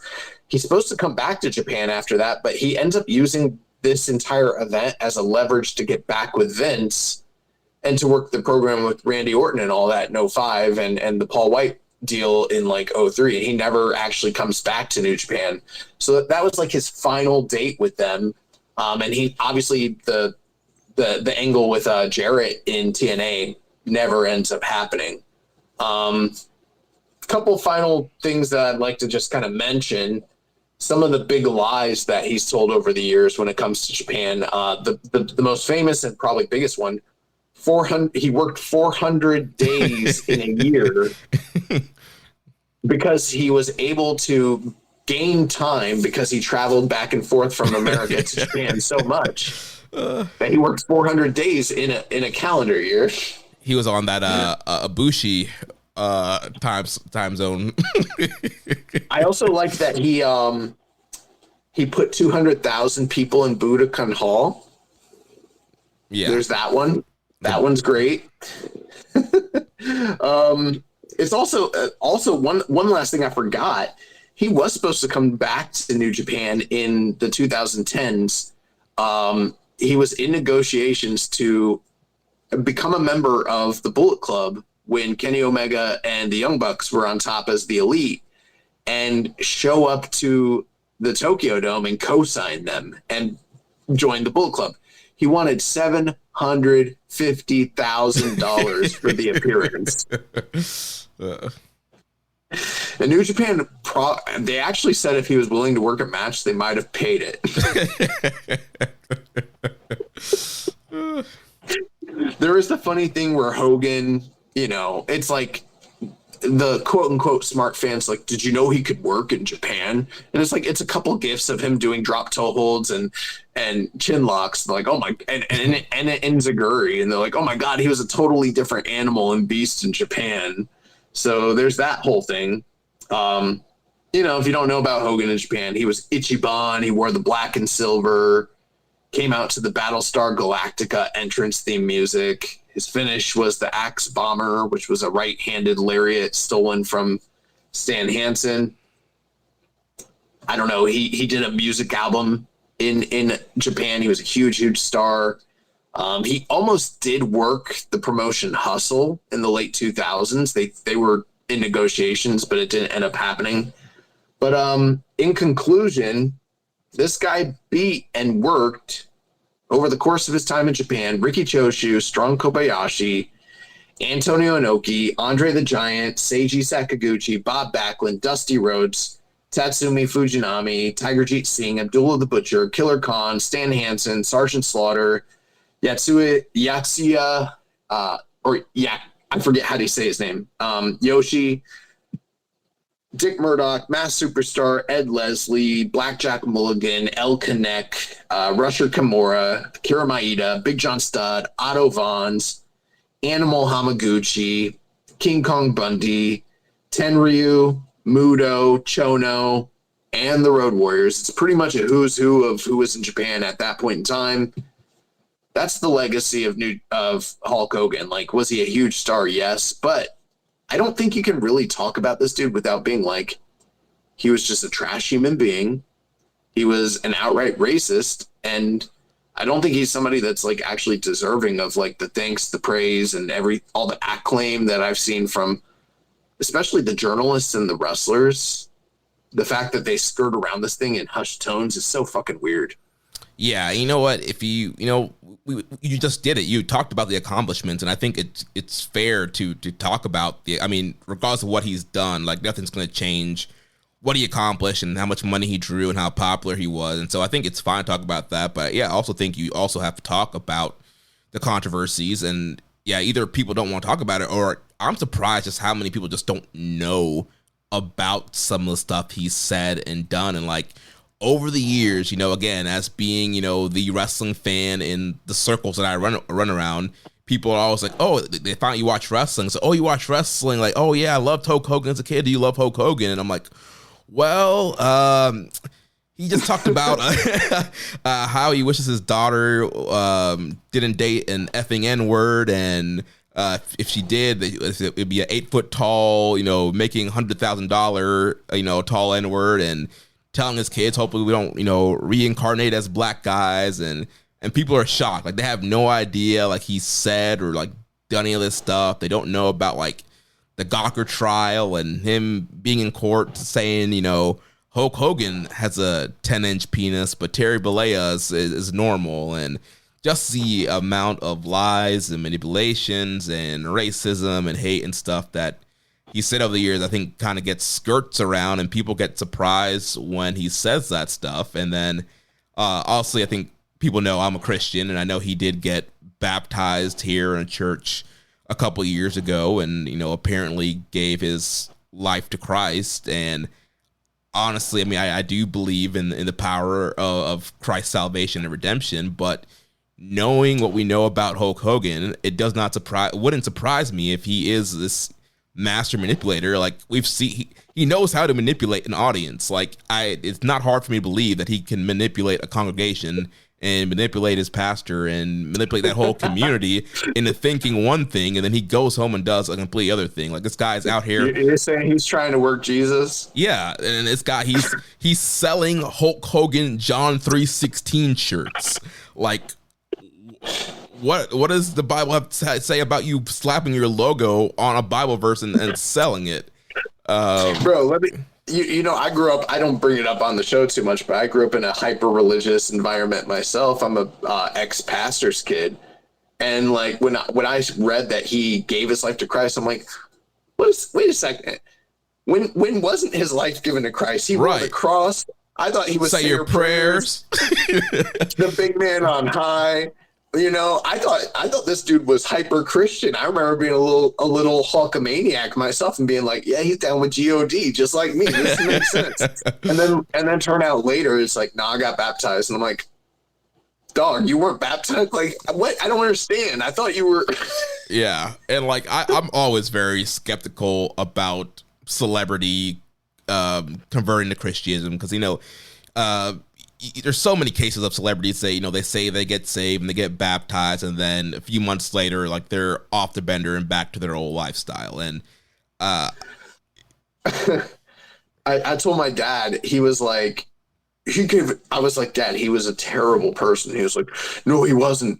He gave his life to Christ. And I was like, yeah, like a lot of really terrible people who are about to face their own mortality and are looking for a way out. Like, that doesn't do anything for me. He's like, but he apologized to a bunch of black people. And I was like, who? He's like, Devon, he said so. It's like, yeah, I'm sorry. Devon and Theodore Long does not, represent us all.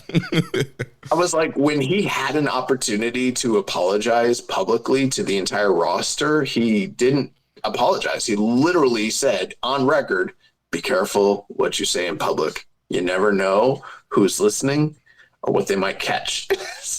Right. And I think he did the same thing. He told that to students too, I believe. Like he had some school appearances and was like talking about the importance of being careful what you say, because you don't know when you're being recorded and stuff like that. And it's like, it's terrible. Yeah. And there's plenty of other stuff too, but like that's one of those things where it's like, I obviously I'm not black. I don't speak for black people, but like I just remember at the time when it first came out, he was so beloved. There was a lot of people that were like, say it's not so, say it was just a bad moment, right. Like, please just apologize because we fucking love you. And I'm not saying everybody would have, forgiven him, but I know for a fact that there's a lot of people out there that like just wanted to probably sweep this shit under the rug and be like, yeah, it was a bad moment and he fucked up, but he apologized. This dude never apologized. He had like 12 years to apologize and he just didn't fucking do it. And for everybody that's now like, how dare you besmirch the legacy? And it's like, bro, he had 12 fucking years to just say, I'm sorry. Yeah. And he never, and he doubled down with the stuff he said to his son in prison. And he doubled down with how he chose to live his last couple of years being ultra MAGA conservative right and the racist rhetoric. And we heard the stuff that his wife had to say too. Like, it's fucking disgusting. Yeah. And that all kind of gets skirt around and people don't want to talk about that part of his legacy. But if you're going to talk about his legacy, you got to talk about it all, the good and the bad. So I don't really have much more to say. I know we have some questions about him and I guess we could speak about it. Like that, and that's the funny thing is like, it's funny because it's like, we as a friend group, we like to talk about Hulk Hogan from time to time. Because he's a fucking it's funny because I think what regular wrestling fans want to do is they want to celebrate the memories. They want to celebrate him slamming the giant in front of, they want to celebrate him overcoming the Sheik and all that shit. And it's like, we want to talk about the Yappa Pie strap match. Yappa Pie. We want to talk about the alliance to end Hulkamania. We want to talk about, him working the shit out of the entire WWE roster in 2002. All these self-proclaimed politicians who couldn't get one up on this dude, and he fucking jobbed out, like Taker, Triple H, Shawn Michaels. Like they were The Rock. They were all bamboozled. They didn't know what the fuck to do with this guy. Yeah, we want to talk about him, having Dixie Carter hold onto his leg as he walks out of the impact zone, and the lies and him being a scab and all the Vince McMahon stuff and the steroids and all that shit. Like, I think that's what we like to talk about. And it's like, me personally, this is me just speaking as a person, I can somewhat, I guess, divorce the wrestler from the artist, from the art. I think in some ways I can kind of do that, but it's not like, I don't beloved this dude. Like, I don't hold him on this pedestal.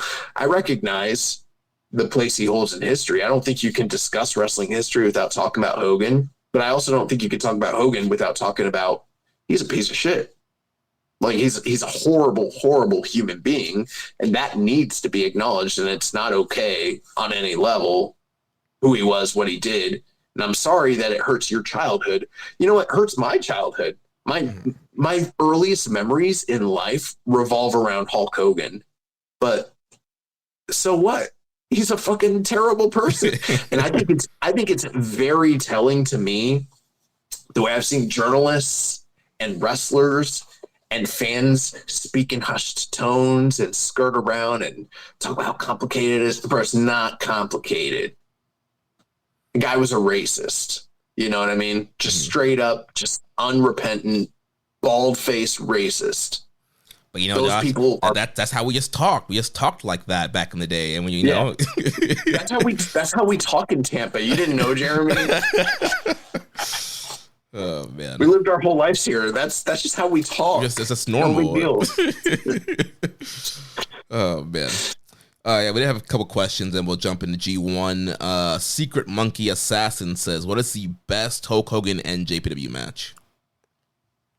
It's probably the Stan Hansen match, but that's like it's from that All Japan, New Japan, WWF Summit. So I don't, and that's more a All Japan WWF show than anything else. But that's one that's worth watching. The other ones that are probably worth watching from his time in New Japan would be like the Muto match from Duntaku.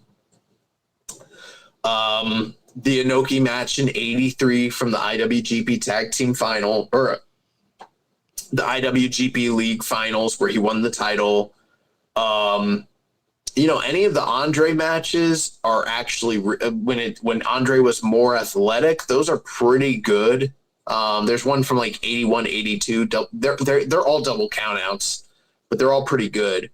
And then the Abdullah, it's kind of funny because like knowing what we know now, watching him wrestle Abdullah the Butcher as the heel face dynamic, it feels fucked up.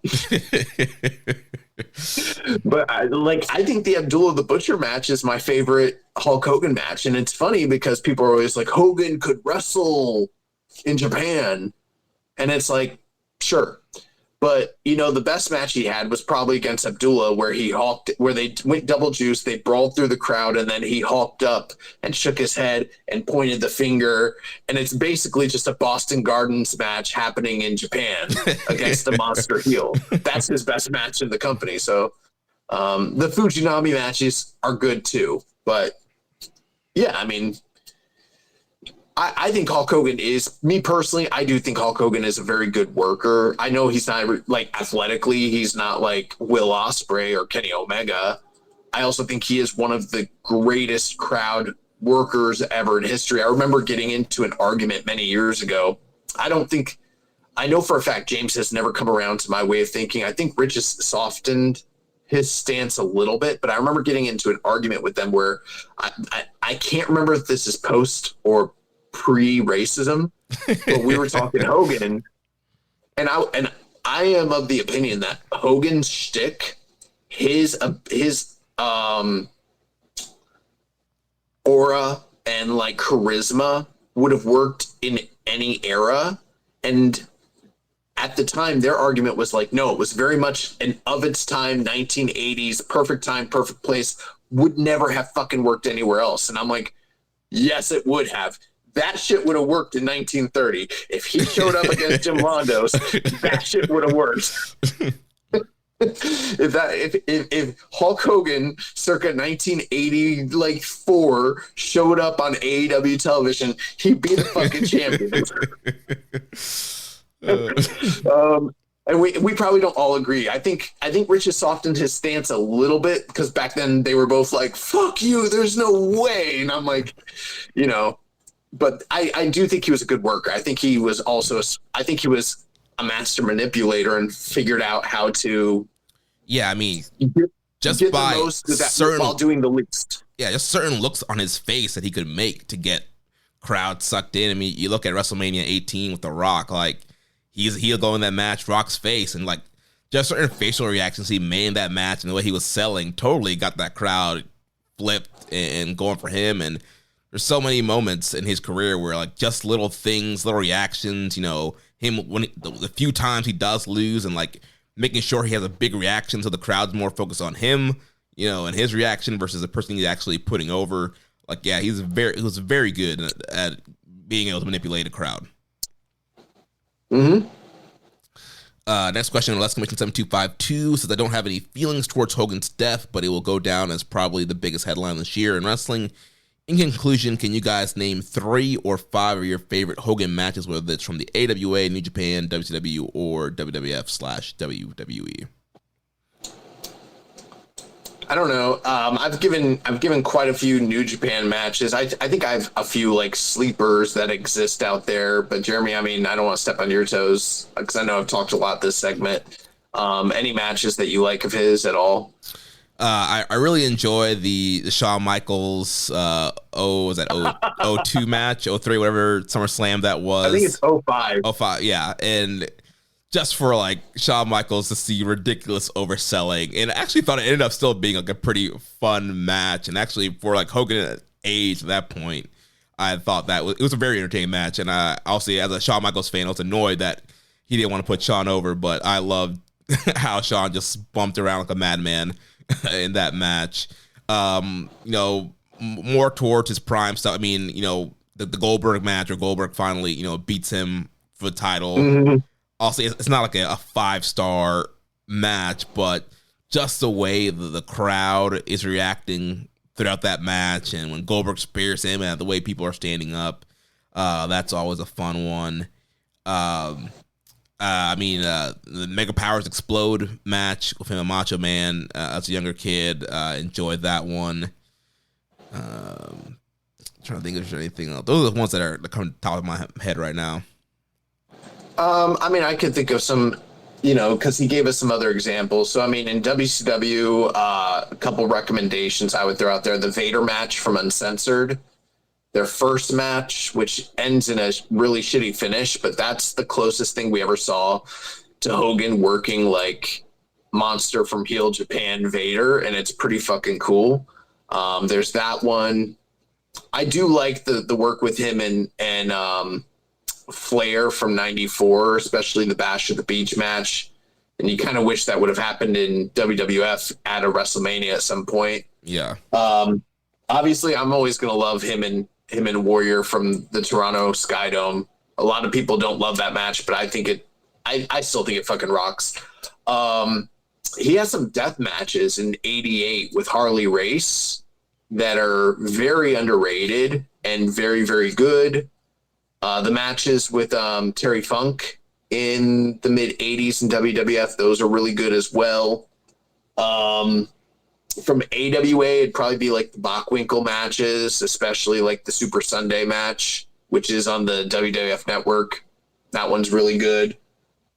There's other stuff I could probably name, but that's a pretty good list of like, stuff that's out there. And we already talked about like him and Tenryu, him versus the Road Warriors. So, that stuff's out there. I do think, I will say this. A lot of people don't like it, but I think the late stage 2002 run is actually some of his better work of his career because he had to turn it up, and he's working like Angle and Lesnar and Jericho and shit like that. I think it's actually pretty good, personally. Yeah, it was, especially for, like, as I mentioned, like his age and just where he was in his career, like that time period was kind of fun, like the Shawn Michaels match, like the Randy Orton match, and all that, winning the title from Triple H. Is good. Yeah, the Rock match, which is actually it's its highest rated cage match, singles match. It's that match at Rock WrestleMania 18. So yeah, that was an entertaining match. But yeah, I don't really have much more to say about it. We went longer than on Hogan than I thought we would, so yeah. I don't know. Well, let's jump into G1 Climax. We had nights 3 through 7 this past week. So first thing we need to touch on is the attendance. So we kind of alluded to it earlier when we were interviewing Robbie, but some really low attendance from the A block nights. They had 1,714 in Sendai Sun Plaza Hall, which a month earlier, June 1st, in All Japan, they did the same building and did 2,239 with the Triple Crown title match with the Saito brothers in the main event. Night 5 from the A block, 1,308 in Ota City Gym, which New Year's Dash did 2,348. The anniversary show did 3,335. And the Super Junior Finals this year did 3,044. Then night 7 from the A block, they were in Nagoya International Exhibition Hall, which I think was the first time in that building, 2,162. And then at the B block, night 6 was in Ota, a little bit better, of 2,250. So yeah, I skipped over night 4. They did 1,547 in Nagaoka, which New Japan Cup Finals, same building, did 3,271. So not great attendance numbers here, and we did have some questions on it. Def Triangle 720 says, are you surprised by the attendance so far for the G1 this year? So far, it's been very up and down, which I'm shocked by since Tanahashi's retirement is part of the G1. I'm not super surprised because, I mean, we've talked about Tanahashi and how often they're running these matches with him on this tour. And there is that fine line between, you know, this is his final run, and then it's like he's working more dates than he ever has in the past and, you know, diminishing returns. So, you know, that is something to kind of think about.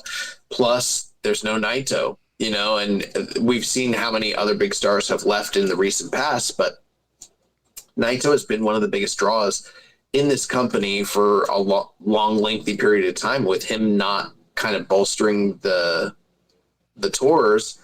Plus no Goto, you know, it does spell a recipe for not necessarily being conducive to great attendance. Yeah, you pointed out all of the key factors there, and yeah, I think the promotion's just cold right now also. So yeah, there's just so many factors that are going into the low attendance. Tony Farrakhan says, people have blamed the low G1 attendance on New Japan not creating new stars. What do you think creates a star? I mean, you know, I'm not a booker, so I couldn't say, but I mean, I don't think that it's a perfect science where it's like you do these particular things in this order and it will guarantee success, but you try, you know what I mean? You try to connect a talent with ability and entertainment and crowd reaction and crowd connection. And it's a perfect storm of things. And, you know, it's not always an overnight sort of thing. It can take time to develop. And that is something that fans and observers like ourselves have been critical about when it comes to New Japan's creative, New Japan's booking, New Japan's timetable in creating stars. It does feel like sometimes they're serving too many masters. There's too many cooks in the kitchen, or conflicting visions where they're not pushing the right guys at the right time to maximize the benefits out of it. Obviously, there's been a lot of things that they've been up against, but we're getting to a point where it's like you have to stop pointing to all the excuses and you have to start looking at who's in charge, who makes these decisions, and why isn't this working? And I think a lot of that falls on the creative and the booking. Yeah, and like you said, there's not always a perfect formula, but I think a part of that formula is pushing people.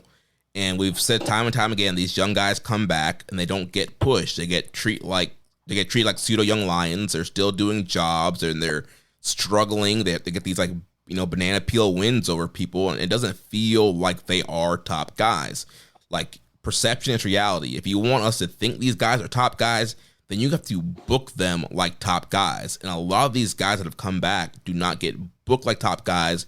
They still kind of get booked as low card, mid carders. And so that's how the crowd is going to see them. And we've talked about, you know, guys like Dave Finlay and how hard it was for the crowd to shift their mind from this being, you know, the lovable Fin Juice guy, mid card guy, to now he's the leader of the Bull Club, he's the main eventer. And Finlay has turned it around, but it took a while. And so with these young guys, they're slotting them in these spots that are not top spots, and they're not getting top guy reactions. And so I think it's, if you want top guy, at least try to push them like a top guy. It might not work, but at least you tried. I mean, look at Umino. Exactly. Yeah, they keep trying with him. He's the one guy we're like, now we're gonna do we're gonna make this work. Let's see, next question. Rainbow saying, Pig, what do you believe are the biggest causes of the attendance and financial issues? Booking not making new stars fast enough to replacing departing ones, failure to react to changing circumstances in the larger world of pro wrestling, or socioeconomic issues outside of wrestling, or something else? I think we've already touched on a lot of that. It's a great question, and I think that he has listed, you know, what are the major concerns, what are the contributing factors, and I think that that's all accurate. You know, the only other thing that I would say more specifically is what has transpired with the landscape of wrestling that he talked about with like AEW, WWE, and New Japan, that's kind of shifted things a bit as well. Yeah. Next question here from Fraser Ramon. What's the deal with the insane combo of inconvenient venues and more expensive ticket prices? You know, I don't typically follow as closely as others about the schedule of the venues and that sort of thing, but I did notice that we were not in as many large buildings this year. And at the beginning of the tour, I was like, all right, I'm going to sit down. I'm going to really school myself and start learning about these buildings, figuring out the capacities, the histories. And I got overwhelmed very quickly and I stopped. But I did familiarize myself a little bit. But Fraser was asking us this question as well in some of the chats in like the Discord. And he was basically mentioning that like the travel is very difficult.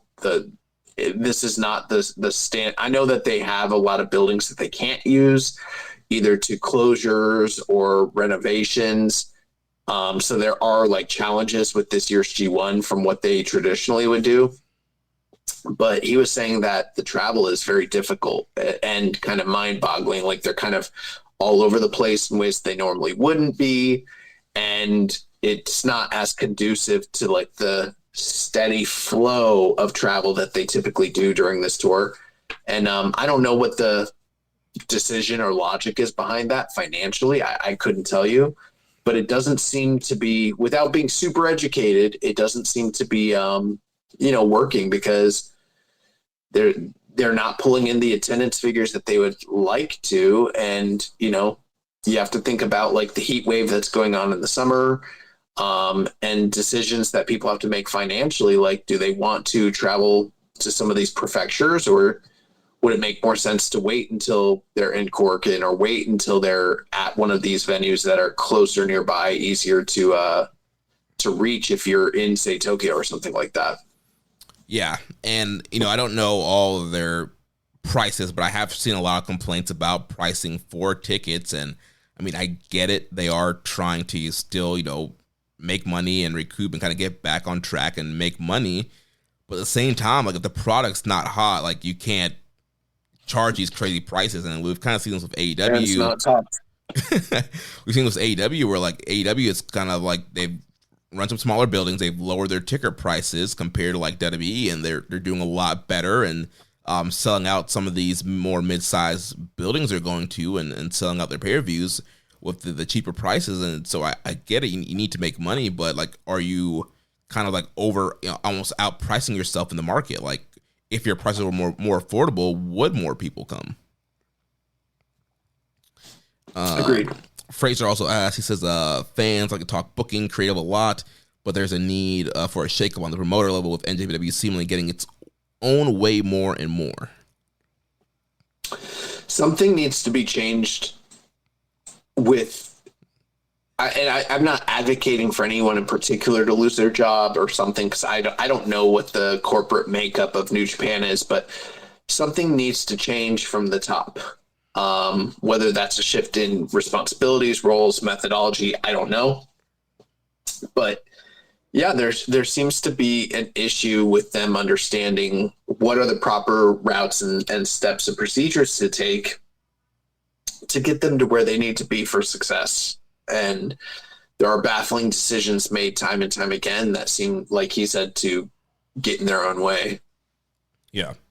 Yeah, I feel like there just seems to be a full change at the top right now because, it's been the same regime for a while now, and things are just not going well. There clearly needs to be some kind of shakeup and change in the booking and promoting room.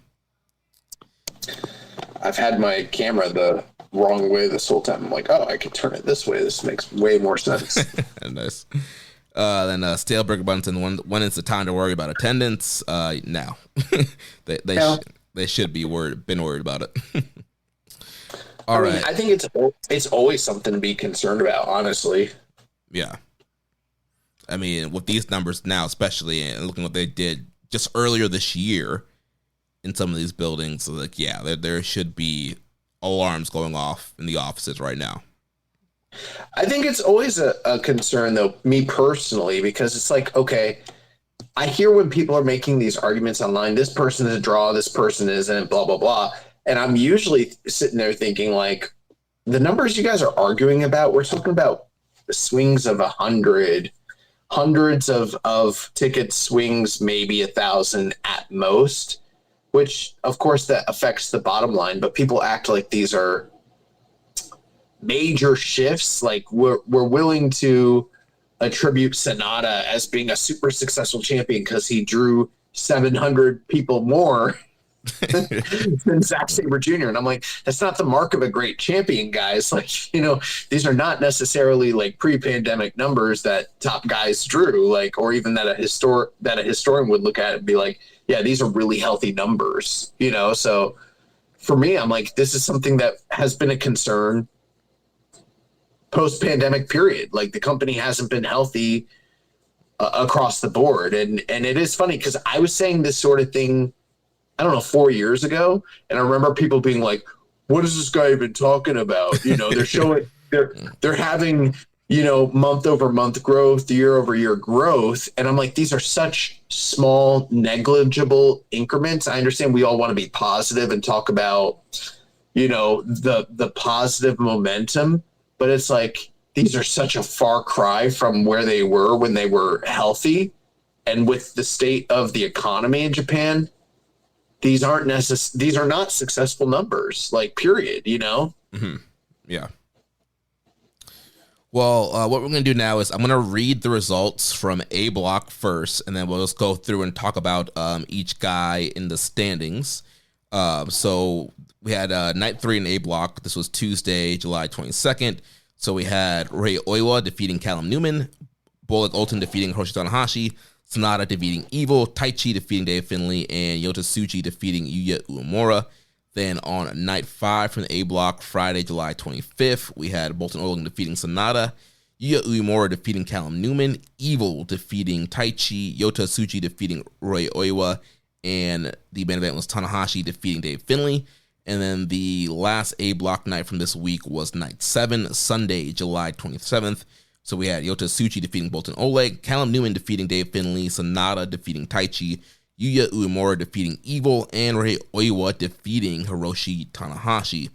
So going to the A block standings, we'll start at the top here. So right now, currently leading the A block is the Gene Blast Yota Tsuji, who is sitting at 4 wins and 1 loss with 8 points. And, you know, looking at the sportofprowrestling.com brackets, Yota Tsuji was definitely a favorite to be in the spot and to win the tournament, obviously based off of being in the finals last year, in that occasionally that Gato booking pattern of the finalists that lost winning the next year. We've seen that in certain years with G1 booking. So that could be the case here for Tsuji this week and this year. But I did think that Tsuji had a really strong week. You know, we talked about last week, he kind of got, you know, 2 of his worst matches out of the way with Evil and Sonata, and really had a solid week here. That the main event from night 3 against Yuya Uemura was a really, really great main event there, and just the history between those two guys, and Uemura getting hurt in the match last year. They did a great job of kind of calling back to that as well. But I thought Tsuji looked really good in that match. And then he had the match with Oiwa on night 5, which was another really hard-hitting, beefy match of both those big boys throwing blows and throwing each other around. And then night 7, the match of Bolton Oleg, which I've been seeing Gal a lot of negative reviews, but I really enjoyed the Bolton match, and they were hitting hard, throwing each other around. I thought it was a great way to kick off, which was not the best G1 night on night 7. I thought that was one of the highlights of the night. But yeah, Tsuji is in prime spot here and looking really good. And yeah, I think the story of him is he is the one young guy that's at top of his block here. He just seems to have a stronger crowd connection than a lot of the other younger guys. And you can tell even when he's facing, he would face off against Uemura and Oiwa, and the crowd seemed to be more behind him in those moments. So things are looking really good for Yota Tsuji right now. Yota Tsuji is clearly getting a heavy push in this tournament. I'll be honest with you, Jeremy. I've liked his matches. I haven't loved his matches. That's not to say that there's not plenty of time for him to kind of still turn up in this tournament. I believe that he's one of the guys that's going to be in the playoffs. And so I sort of get this sneaking suspicion that he's like reserving himself till later on in the tournament, which kind of makes sense. Plus, he still has some of his best opponents still down the docket line. But I'm not blown away with his tournament thus far of all the like young guys. I think there's a few other individuals in A block that I think are perhaps working a bit harder each night. And I do think his matches right now are a little bit formulaic personally. What did you think? Not in a good way. What do you think about the Bolton match? I thought the Bolton match was really good, but I came away a little bit more impressed with Bolton than I did with Tsuji. Like sometimes I feel like Tsuji is a little bit kind of going through the motions personally, and I feel like Bolton was pushing him a lot of that time. And then, we've seen in a few of these matches where like Tsuji is catching guys at the tail end of the match with like the Gene Blaster, which is, I guess, a good wrinkle because it's like he can pull that out of nowhere. Mm-hmm. But it's not being done in a way to where it's like he's looking strong, It's like he's kind of pulling it out of his ass last minute. And I feel like for him, I want him to look strong and I want to feel excited about what he's doing in the matches. And right now, the only thing that I've really been super impressed with is his gear. I haven't really seen that fire from Tsuji that we've seen in G1s of the past personally. Mm-hmm. Yeah, I mean, I don't know. I've enjoyed him. I mean, he hasn't put out anything like match of the year level yet, but I mean, he's getting great reactions every night, and there are just certain spots and matches he does that are pretty cool. Like in the Bolton match, like that he did like that triple like standing knee spot to Bolton to try and take Bolton down. I thought that was awesome, and he got technical with Oiwa. And so it did more like grappling with Oiwa and working the arm over, and so I don't know. I feel like he's kind of varied up a little bit, but yeah, I can't see what you're saying. Where I feel like almost he's done a little bit more like maybe pandering to the crowd and getting that reaction, and not necessarily putting out like the full on like match of the year level matches. Well, this is where there's going to be a disconnect between what we look for and maybe because in the Discord there was this exact topic that was brought up where some of the we attract a wide range of individuals into our Discord. It's not like an echo chamber at all where everyone is just repeating the same stuff. Like there's a wide variety of takes and opinions. And there are a lot of people that think even if the matches aren't blowaway, the reactions from the crowd should account for something. And for me, I'm like, yeah, it is part of it, but where's the fucking stars, Trying to procure the stars. But I do think that there's a working standard in New Japan. I think that those two things go hand in hand. And I'm personally not just satisfied with, they have a shtick that's over and they're over.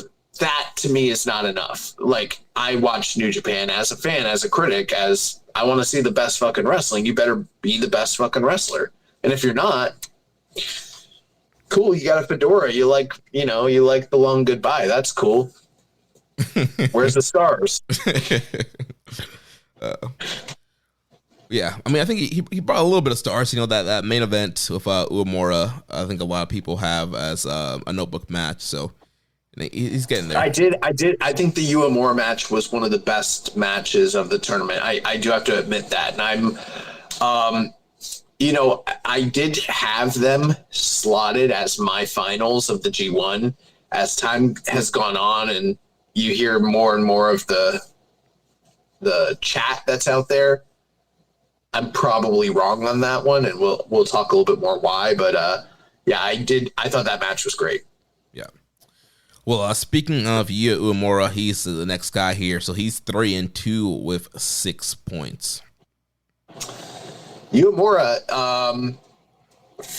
man, these top 4 young guys, I would have to say I've got Uemura as my like number 2 of the Reiwa guys in this block, which is pretty high.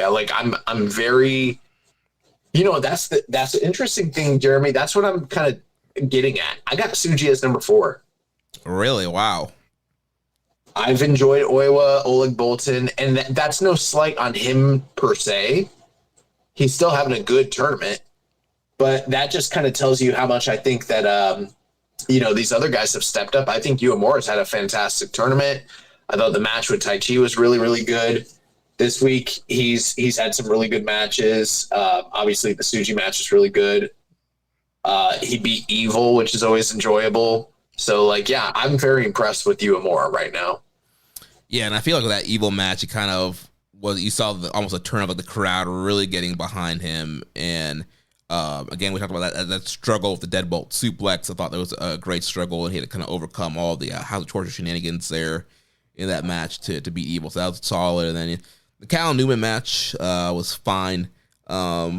But yeah, overall, I think Uemura is having a very good tournament, and probably this is kind of what we would have saw last year had he not got hurt towards the end there. So yeah, I think he's looking good, and again, he's a guy that could potentially get into the playoffs.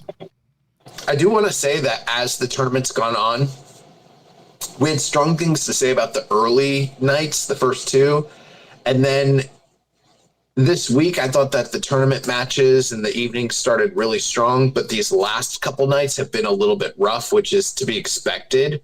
You always talk about that general malaise in the middle of the tournament. I think we've kind of hit that point in the tournament, but we've got to. Right now, we're recording on Monday. We don't have another G1 show until Wednesday, so we're in the middle of a break right now. Yeah.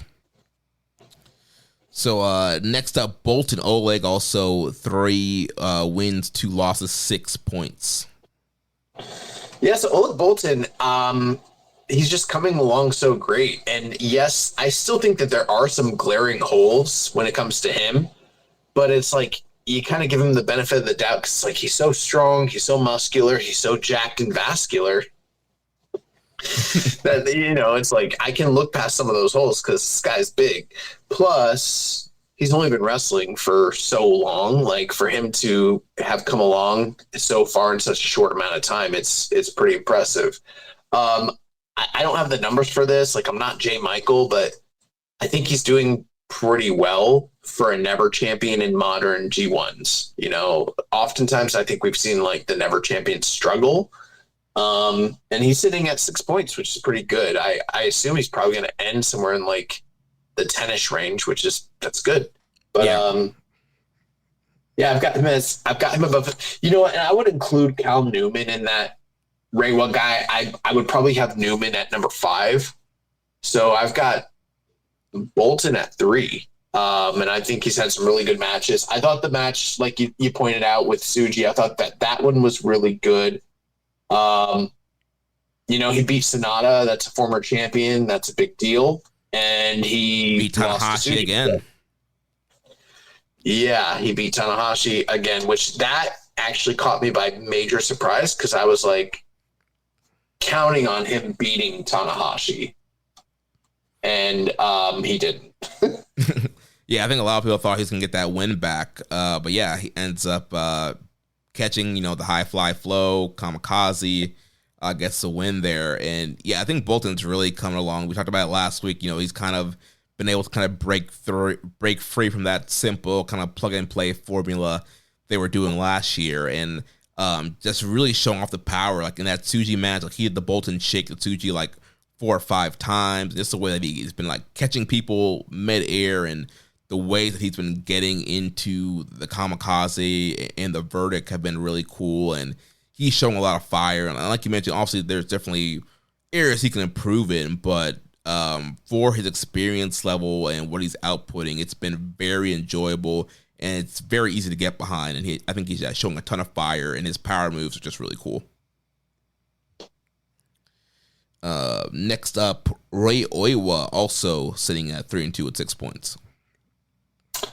With Oiwa, that's my number one of the Reiwa guys right now, honestly. I've just been very, very impressed. I don't know if he's necessarily having like the biggest blowaway matches, but I thought he might have had the best of the Tanahashi Reiwa matches in this tournament so far, which says something. And I've just been very impressed. I thought him and Tsuji had a really, really good match. And, I don't know. I'm just very impressed with Oiwa. You're gripping? I wouldn't say I'm gripping, but, I was a little surprised in that I think it was the Tanahashi match. I could be wrong, but he hit the grip, but he didn't do the actual grip. He just basically did a discus lariat, and they called it the grip, and he got the 1-2-3. And I was like, okay, so he doesn't need the full ripcord sleeper setup. Like, they're kind of evolving the move a little bit to where it's like he can just hit alternate versions of it and it still be the move. Yeah. And so, notice that too. Yeah, that Tanahashi match, was pretty good and probably was one of the better matches on that night as well. And so, I think Oiwa is coming along really well. And we talked about last week, he kind of has that build of top stars in the past, and just the way he carries himself. It's something with these TMDK guys and the way they carry themselves as stars. And so he's been very impressive so far in the tournament, and first G1, and he's right up there with the top guys and could be potentially getting into the playoffs. I personally don't have him going to the playoffs, but I would not be against it. Yeah, I don't have him either, but I think it could be a good surprise to have him go deep in the playoffs. Next up, Evil, also with 6 points, 3 wins and 2 losses. I talked about how him and Sonata had kind of turned up at the early portions of the tournament. That has very much subsided, and Evil has kind of regressed back into his, comfortable shenanigan-laden ways.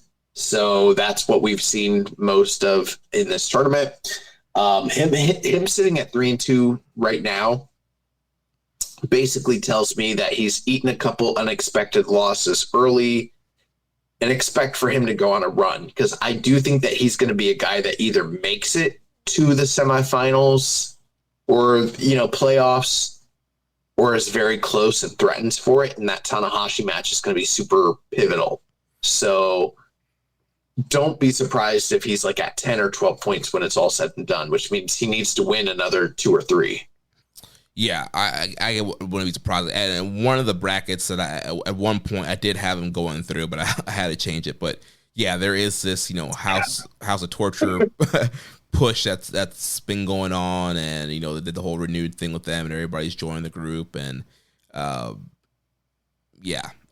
think that he's definitely going to be a threat, and I think that Tanahashi match is going to play into it, because I know we'll get to Tanahashi in a second here, but I do feel like the whole story for Tanahashi is getting that 100th win, and so I feel like he's going to keep losing, and then he has to beat Evil to get that 100th win and also knock Evil out. But nice. I agree. Yeah, but Evil's matches have stunk, and it's just been, Fale, Togo, House of Torture, Ism, and it's just been total. If you're not having to review other stuff, totally skip all Evil stuff. Wood Stovia does ask, does Evil have the best lariat in NJPW? Not by a long shot. I mean, Shingo Takagi exists in this company.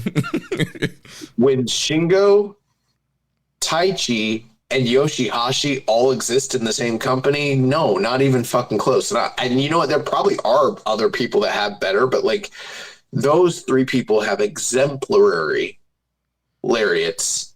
And I've actually kind of come around to the idea that I think for the longest time I used to say that Yoshihashi you know, like low key had the best lariat in wrestling.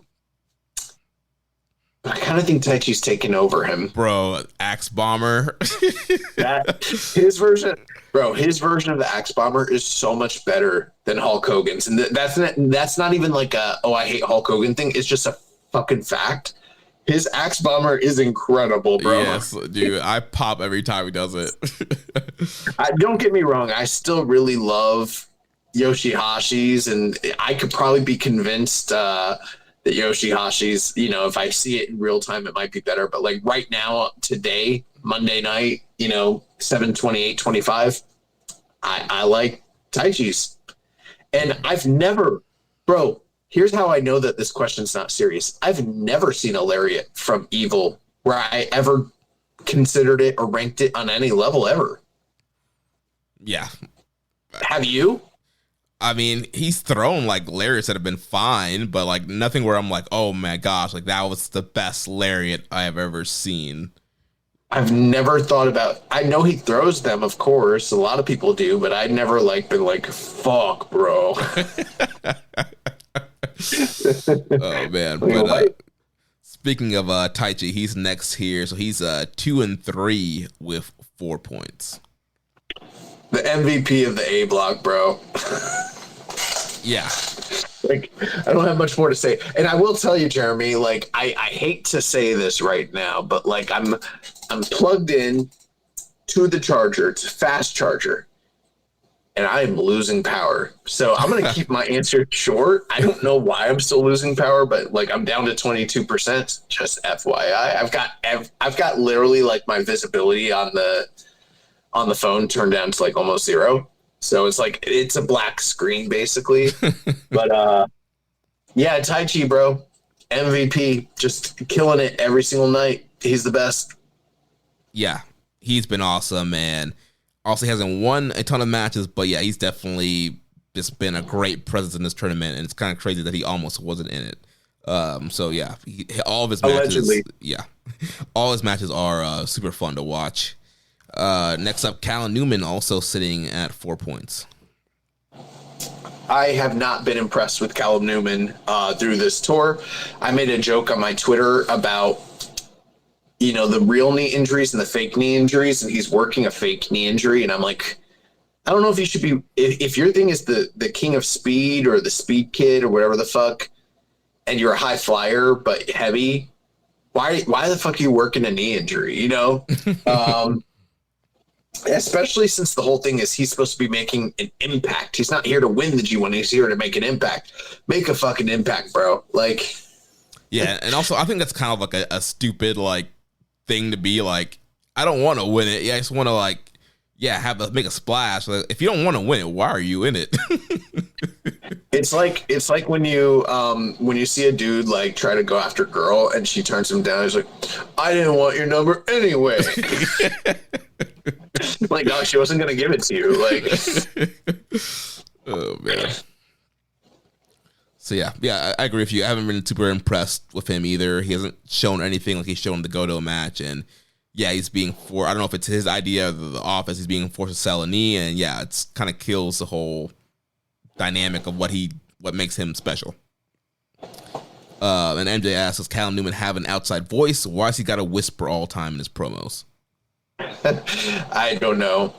You know, I won't go on and on about, you know, what guys need to do to work on their promos. I've talked about that on the show at length in the past, but I think it's important, even in Japan. I think, you know, it's something that you need to get over.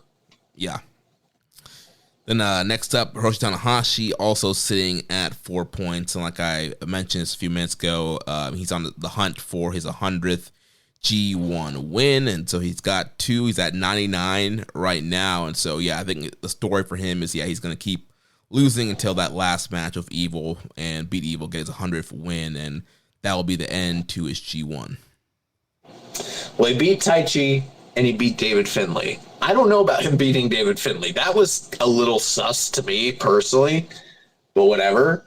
But so far, he has put over every young guy that he's wrestled, every Weiwa generation guy in this tournament. So basically, if the trend continues, he's gonna lose to overall Suji, Umura, Oleg, Oiwa, and Callum Newman, which he already has lost to several of them. He beat Taichi, he beat David Finlay. We're hoping he beats Evil for that 100th win. Sonata is the one little I guess kink in that works where it's like, I guess he's going to lose to all the Reiwa guys and Sonata.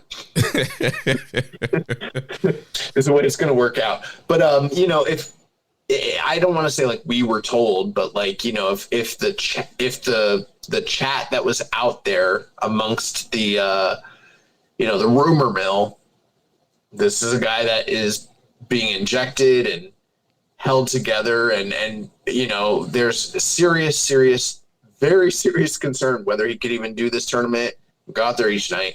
The fact that he's going out there and not only having great matches, but doing it in the main event and doing as much as he is, like, I don't know.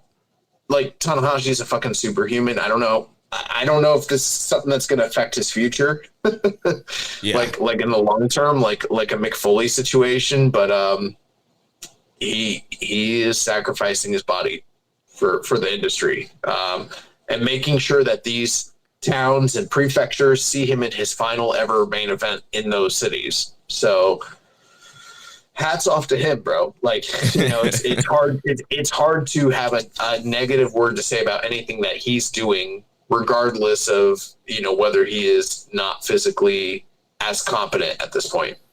Yeah, I mean, we kind of know what it is. Like, I'm not going out here to expecting, a 2018 or, earlier performance from him.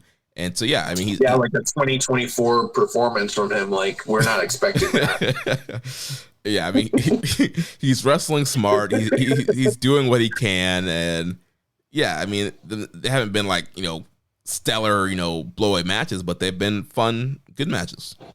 Yeah, but Jeremy, he's also doing shit he shouldn't be doing. Like, yes. He's not only just doing what he can do, he's also coming off the top rope multiple times every night. It's like, why? Why are you still doing this? You don't have to, bro. The people want to see the high fly flow. Oh, my God. So next up, Sonata also sitting with 4 points. I don't know, man. Our Discord seems to be just enamored with Sonata. I don't fucking get it. I guess if you are one of these character-driven narrative sort of fetishists, you might be super drawn in by what is going on with Sonata and his, gimmick changes each night and him appealing or not appealing to his past life's gimmickry. But he hasn't been devoid of House of Torture shenanigans either. Like, he's had Kanemaru come out and still be involved in his shit from time to time. So it's like he's not exempt from it. I don't think that he has had his, personally speaking, I've seen people praising his matches. I haven't seen Sonata put on his working boots. The fact that he's doing a dive to the outside and a backflip off the ropes from time to time, that doesn't mean to me that this guy has turned back the clock and is having classic performances. Like, I'm sorry, and maybe this is just par for the course because I'm known for burying Sonata, but the one thing that I think Sonata has going for him, he's got different outfits every single night of the entire tour, and people seem to really fucking like that, and that's cool. But it's Sonata, bro. When I was in Wembley, not only in Wembley, but we were. What was the pay-per-view we went to in December in Orlando? World's End. We're at World's End, and when Adam Copeland came back, and the crowd, it's just one of the loudest pops I've ever heard live in a arena. And then when we were in Wembley, and he came back, AT&T or Globe Life. I mean. I'm saying we're at Wembley, right?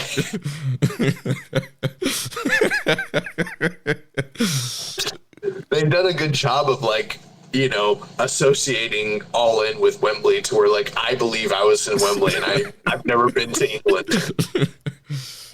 Yeah, when we're at Globe Life, and Adam Copeland comes out, and the people just lose their fucking minds, bro. And I just look around and I'm like, it's Edge, dude.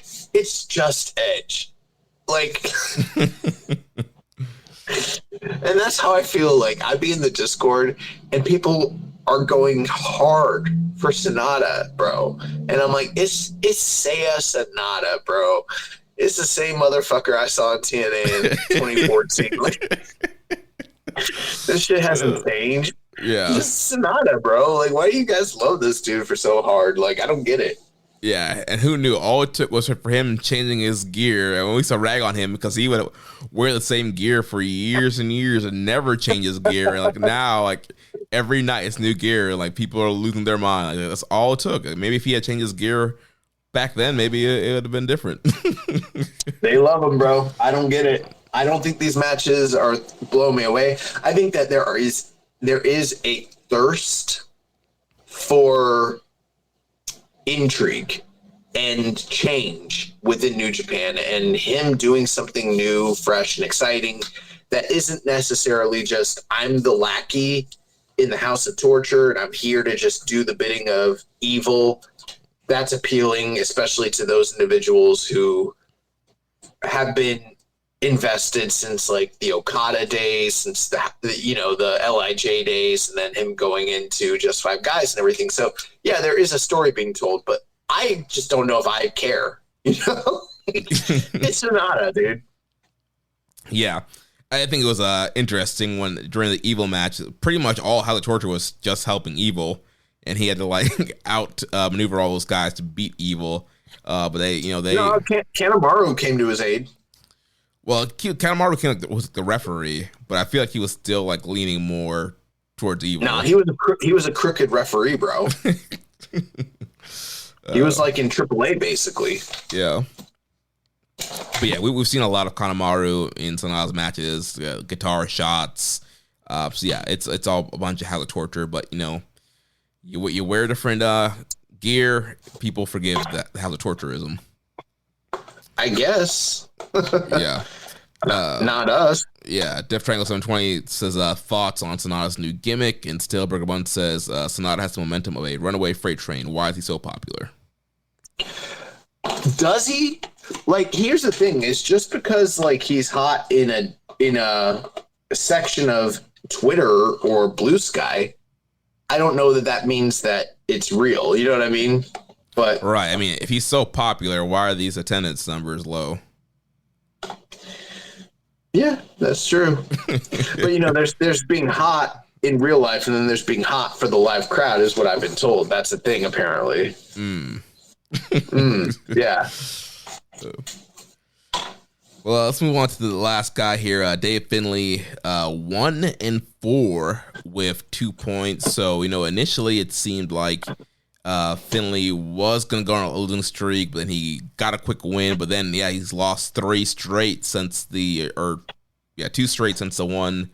win. So now he's at 1-4, and yeah, kind of surprising for Dave Finlay. I don't fucking get it. I mean, there are those people who believe that he is on his way out of the company and potentially headed, WWE bound. I'm not necessarily one to prescribe to that theory myself, but it does seem, I have to say, for a guy that seemed to be poised to be one of your tip-top talents at the first quarter of the year, and then to see that swift descent, and then the way he's being booked, of course, it could be one of those situations. We've seen this many times before where it's like, guy goes through a slump early portion of the tournament, and then they turn it around like the second half, they start winning. And obviously we know with there being 3 slots to get in, it affords you to have more losses and still qualify for a major spot. So who knows? Anything's possible, but I don't know. It's not inciting confidence for me as a viewer to see a guy like him struggle. Yeah, it's kind of a weird story, because considering the gear he's had and kind of what the projections are for him, and losing to Tanahashi and Taichi, guys you would think that he would beat. So yeah, it is kind of interesting to see where they're going here. And yeah, like you mentioned, with the 3 spots open, yeah, he could be 5-4 and potentially clinch that number 3 spot and get through to the finals. So I'm assuming at least he's going to get to at least 5-4. I don't know, because there might be other people at 10 with tiebreakers. There might be 2 people at 12. I don't know how it's going to shake out, but he might still get to 10 if it's still not advanced. But I totally expect, this coming up week that he's going to start getting some more wins. The way you pronounced assuming, it sounded like Azumi, and I thought you were saying I'm Azumi. Azumi's going to show up and take Gabe's kid's spot in tournament. Is she in the 5-star right now? Is that shit even good? I haven't heard One Nation Radio hit the music in a while. You know what I mean? I haven't heard the music hit, so I don't know. I hear them talk a lot about Caitlin Clark, but I don't hear them talk very much about Talsaya. What the fuck's going on? Yeah, who's Caitlin Clark ever beat? Why the fuck do I know who Draymond Green is, and I don't know what's going on with Azumi or Starlight Kid?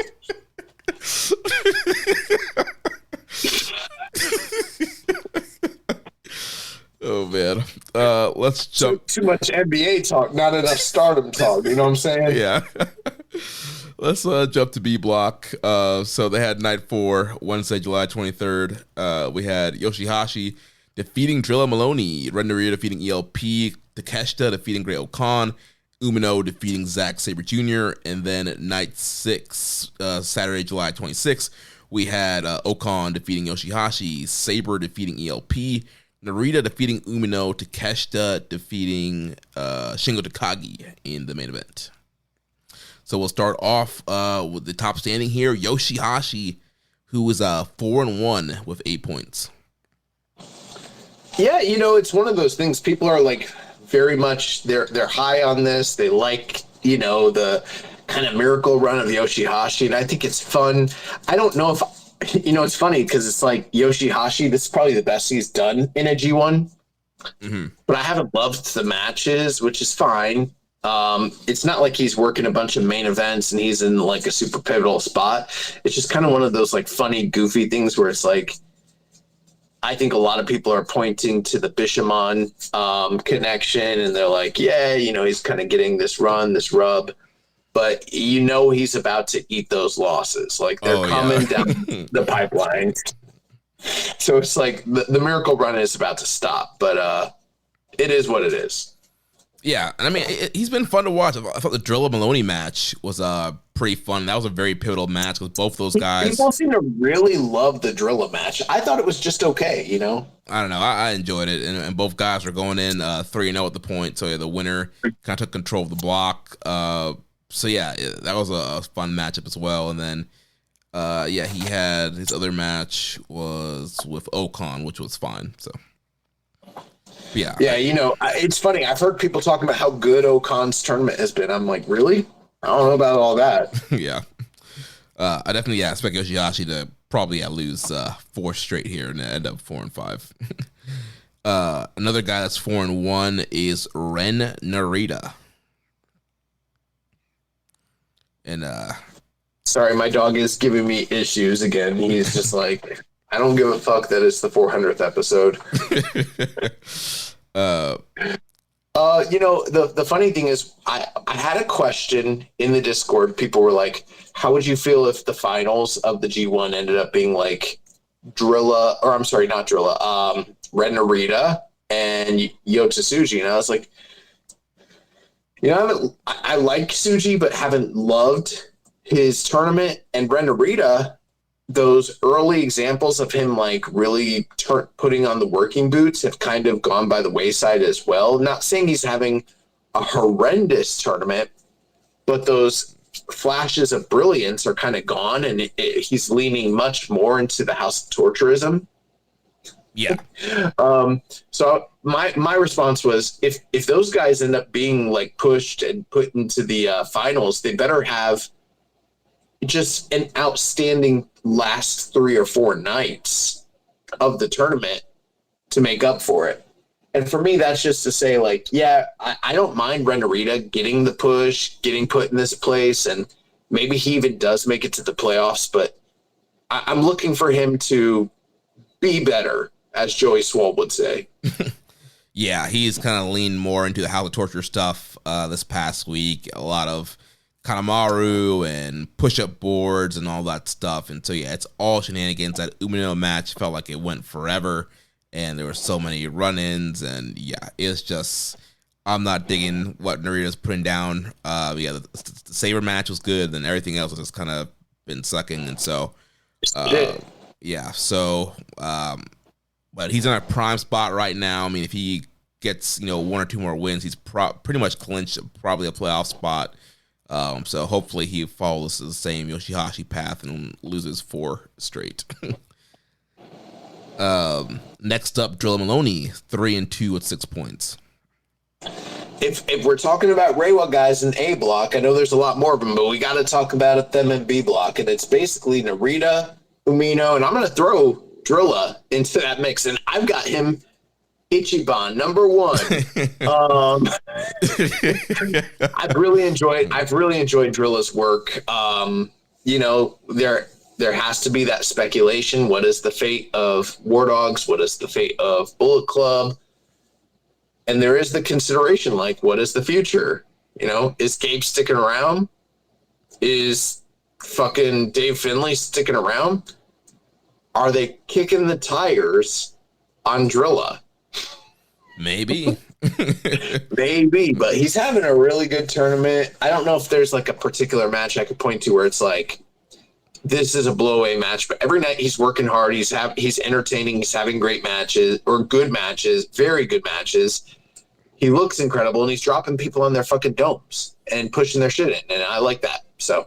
Yeah, and he only had one match this past week because he did get a forfeit win over Gabe Kidd, who's officially out of the tournament. But everything else from Drilla has been awesome. Yeah, the Drilla Killer, one of the most devastating finishers going right now in New Japan, and the crowd pops big when he just gets people up on their shoulders. So, yeah, he's been super fun to watch, and, yeah, I would say, keep going with this guy. I was wondering why you didn't put Gabe up here. I wanted to talk about his block performance so far as well. Oh, I got him. He's last. 0 points. 0 and 9. Oh, you got him on here. Yeah, it's on the next page. Yeah. That's why. We got to talk about him. We will. Talk about these failures. This man's out here fucking losing every night, bro. Oh, man. But first, we got to talk about the Roughneck, Shota Umino, also at 6 points. For some reason, when I hear the Roughneck, I think of, I don't know why, but I think of Chase Owens, and I was like, he's not in this shit. That is the Lone Star Outlaw, sir. This is, different thing. That's different. Different. So Shota Umino has, I don't know, bro. He's Shota Umino. You know what I mean? Like, he's kind of infuriating because comes out there, he looks apathetic sometimes, and then he'll have an incredible match. His facials don't always make sense. Sometimes he's motivated, sometimes he's not. Like, he's just highly inconsistent. The match with the Zack Sabre Jr., it's funny. I watched it live with the chat, and people were talking shit about it. And I've been trying to wake up a little, like, bro, work. If you've noticed, by the way, I haven't gotten a Tanahashi Ace of the Universe out. I've got everything like lined up to do 05. I just have to find the time to record it. Like, my schedule has been insane. So I have been waking up early to try to watch these live, at least the ones that air midweek around like the 5:30 start time Eastern. Mm-hmm. And I watched that match with him and Zach live, and everyone in the Discord was talking shit. And I was like, they're talking shit. I'm half asleep, but the crowd sounds like they like it. So later on, I was like, was that match good? Like, I can't tell. And people were like, it was incredible. You need to go back and rewatch it. And I rewatched it, and I was like, holy shit, that was incredible. That's an easy 4.5 plus, maybe 4.25 star match. Why the fuck didn't they do that in the Tokyo Dome? I love that match, but it's the only thing of his that I've really loved so far. I mean, he looks like he's on the gas. He has looked like that since April, since he like was booked to win the the New Japan Cup. So I am kind of wondering, like, or no, he didn't win the cup. Was it Dave Finlay? Yeah, he lost to Finlay in the finals. Since he was a finalist in the cup, I do wonder if like he's on board for another push here in the near future. But he pinned the world champion. Yeah, he pinned the world champion, but a lot of his matches in the tournament, other than the Zach match, I just have been like fucking whatever, you know?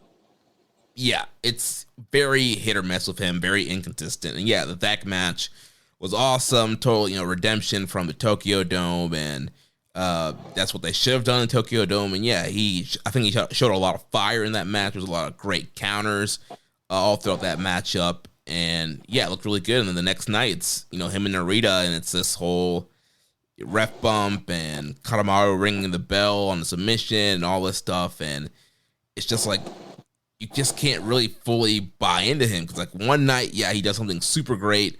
And then the next night, it's mid. And it's like, you just never know which Umino you're going to get. I was glad he lost to Narita, though. Why? Because fuck him. Death Triangle 720 said thoughts on Umino's performance in the ZSJ match. I think this is what their match at Wrestle Kingdom should have been. Yeah, we pretty much agree with that. Yeah. Agreed. Yeah.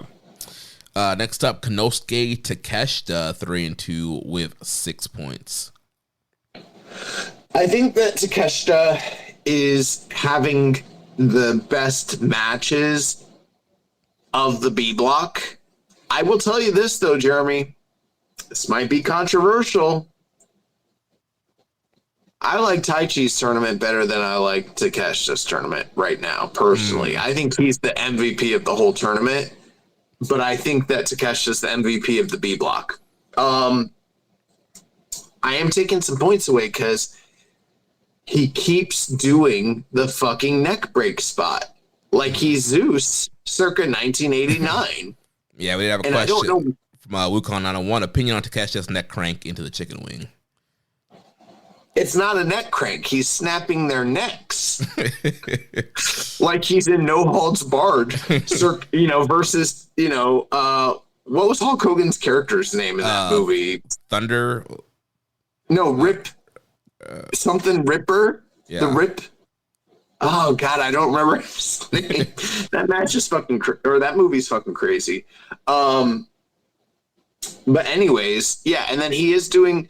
I've almost kind of come to peace with the idea that, like, he's not really doing a full chicken wing. He's doing basically an underarm trap, single arm, rear naked choke, right? Yeah. It's not really the real full...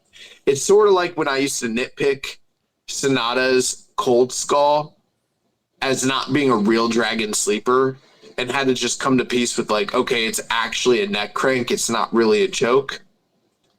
This is the reverse of it. Like, he's not actually doing a neck crank. He's just doing a choke, and it's not really a chicken wing. But what I didn't love was in that match with Shingo to finish the fucking hold, he bit his fingers to hold on to the move. Why would biting your fucking fingers give you extra leverage to finish the choke? I don't get it. Like, I don't know. Maybe I'm thinking too much in real world, like, jiu-jitsu terms, but there's no denying the talent that Takeshita is. I will say this, it's a little bit of a hot take, Jeremy. I'm not loving his tournament as much in the same way I loved his 2024 tournament. Now, he still has some really good opponents on the docket, like still like lined up, so that might change. But I'm hearing everyone being like, Takeshita in Japan, he's just so much better. And it maybe that is true. I don't know. I don't watch AEW that much to even be able to comment on that. And I know that there are people that are within management, within TV Asahi, they're high on him. He's probably the odds-on favorite to just take the whole fucking thing at this point. But I'm not seeing a tournament that I'm, like, in love with. And I know that a lot of people loved the Shingo match. I like the Wrestle Kingdom match better, personally. Really? Yeah, I thought this match blew away the Wrestle Kingdom match. you know what? Again, it could be a situation, and this happens with me time to time. So, you know, I will be honest. We get to the middle of night 6, and I start getting tired. And plus, I'm watching it in real time, and it's 7:30 in the morning, and so maybe that might have something to do with it. But I just didn't love that match personally. I thought it was very good. I know other people love the match, and it's got the highest rating, but I didn't think it was for me. Maybe I need to rewatch it. This happens every year. There's like one match that everyone loves that I don't love in the G1, and it usually does involve Shingo, but that wasn't one that I loved personally.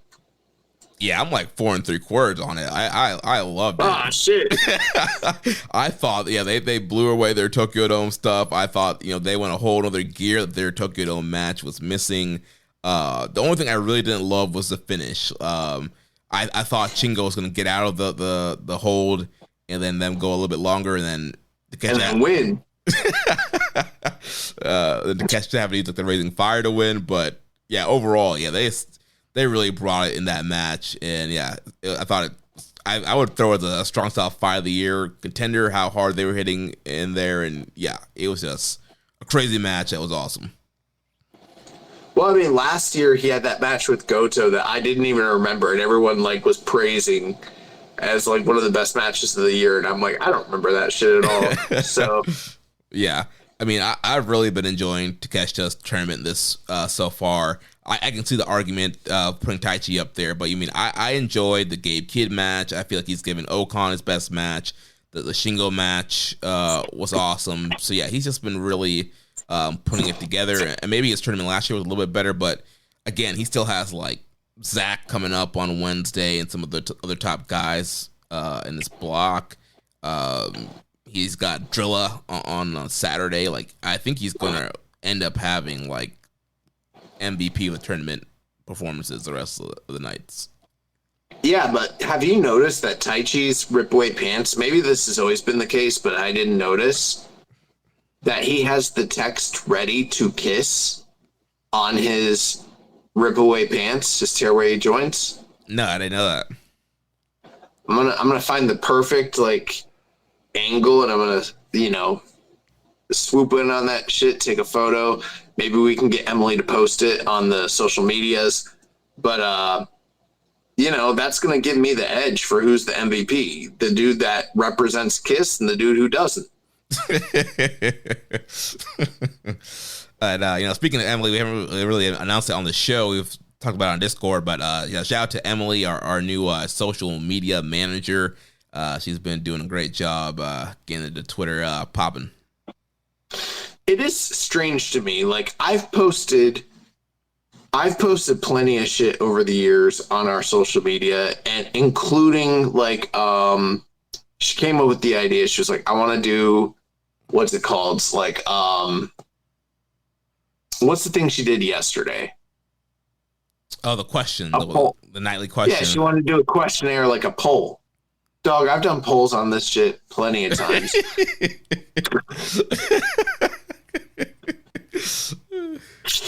I just think I do it wrong. I don't know what I do, but I do shit on social media. No movement, no interaction, nothing. She does it one time, bro. Our shit blows up. There's all these people sharing responses, and I'm like, the fuck is she doing different that I've never done? I don't understand. I know she went to school for this shit. Same thing with you, Jeremy. Jeremy will share some shit on Reddit, and it'll blow up. Then the 1 week he's gone, I'll share the same stuff. I'll copy and paste his shit and I'll post it.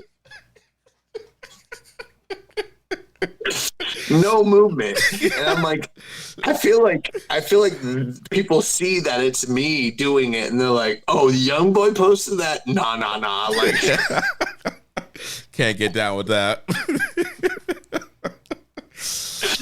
I'm salty, bro. I'm happy for the success, but I'm also low-key, high-key salty. It's a Gen Z's world. We're just living in it. Bro, that's why I was like, we need to hire her, because I'm not a Gen Z. I don't speak this language. Bro, people on Discord, including her, were sharing the cry emoji.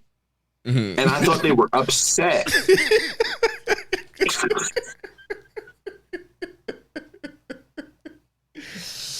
I didn't know that it was a laughing thing. I'm like, bro, here's why it doesn't make any sense. And I'm going to stand by this. There are multiple laughing with tears emojis. Mm-hmm.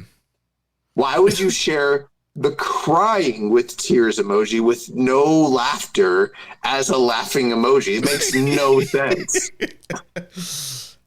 Gen Z makes all the rules, man.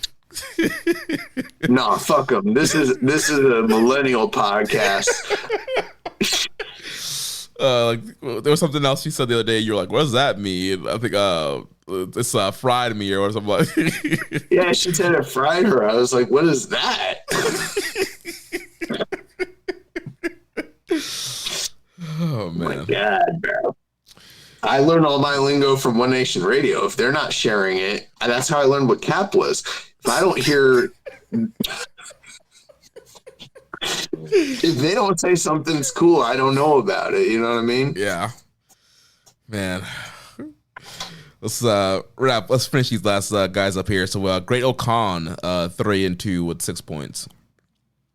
Great Okan is having the exact tournament you would expect Great Okan to have. Some people are going out of their way to praise it. Some people are apathetic to it. I fall in the latter.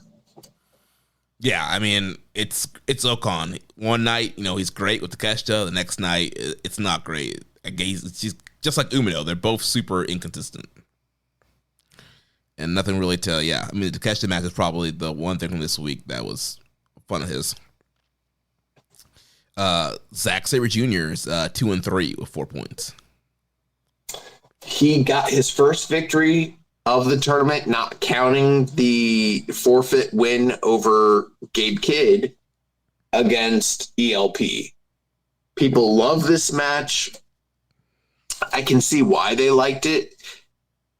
I thought it leaned too much into the buddy, ha, we're good friends and we're gonna be brothers, kind of playing around, and it escalates to a point where we're upset with one another. Now we're going to take it seriously. I didn't like that. It's the same way I don't like when it's not exactly the same thing, but when Bullet Club has a match and I'm going to lay down for you, you're going to lay down for me. They didn't do quite that, but it's just like this.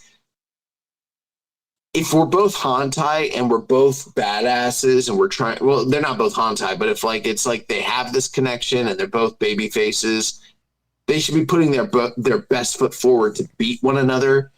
And I know it's friendly competition, but it's too friendly. I know. I didn't love. I felt like they were, because Zach refused to shake his hand at the beginning. So to me, it felt like they were leaning a little bit more, at least Zach being more leaning into that dickhead kind of energy. Yeah, in the beginning, but everything in the middle of it was like, it was all one-upsmanship it was too much gamesmanship. Like, it wasn't an actual serious affair. That's my take. I thought this match should have been a lot better. And it was just too cheeky and cidery for me personally. Gotcha. I don't know. That's another match I really enjoyed watching. I know a lot of people are very critical on ELP right now, but I don't know. I thought he looked really good in this match and did a good job keeping up with Zach. And yeah, they do have like a real life friendship and chemistry, and I thought that helped out in this match.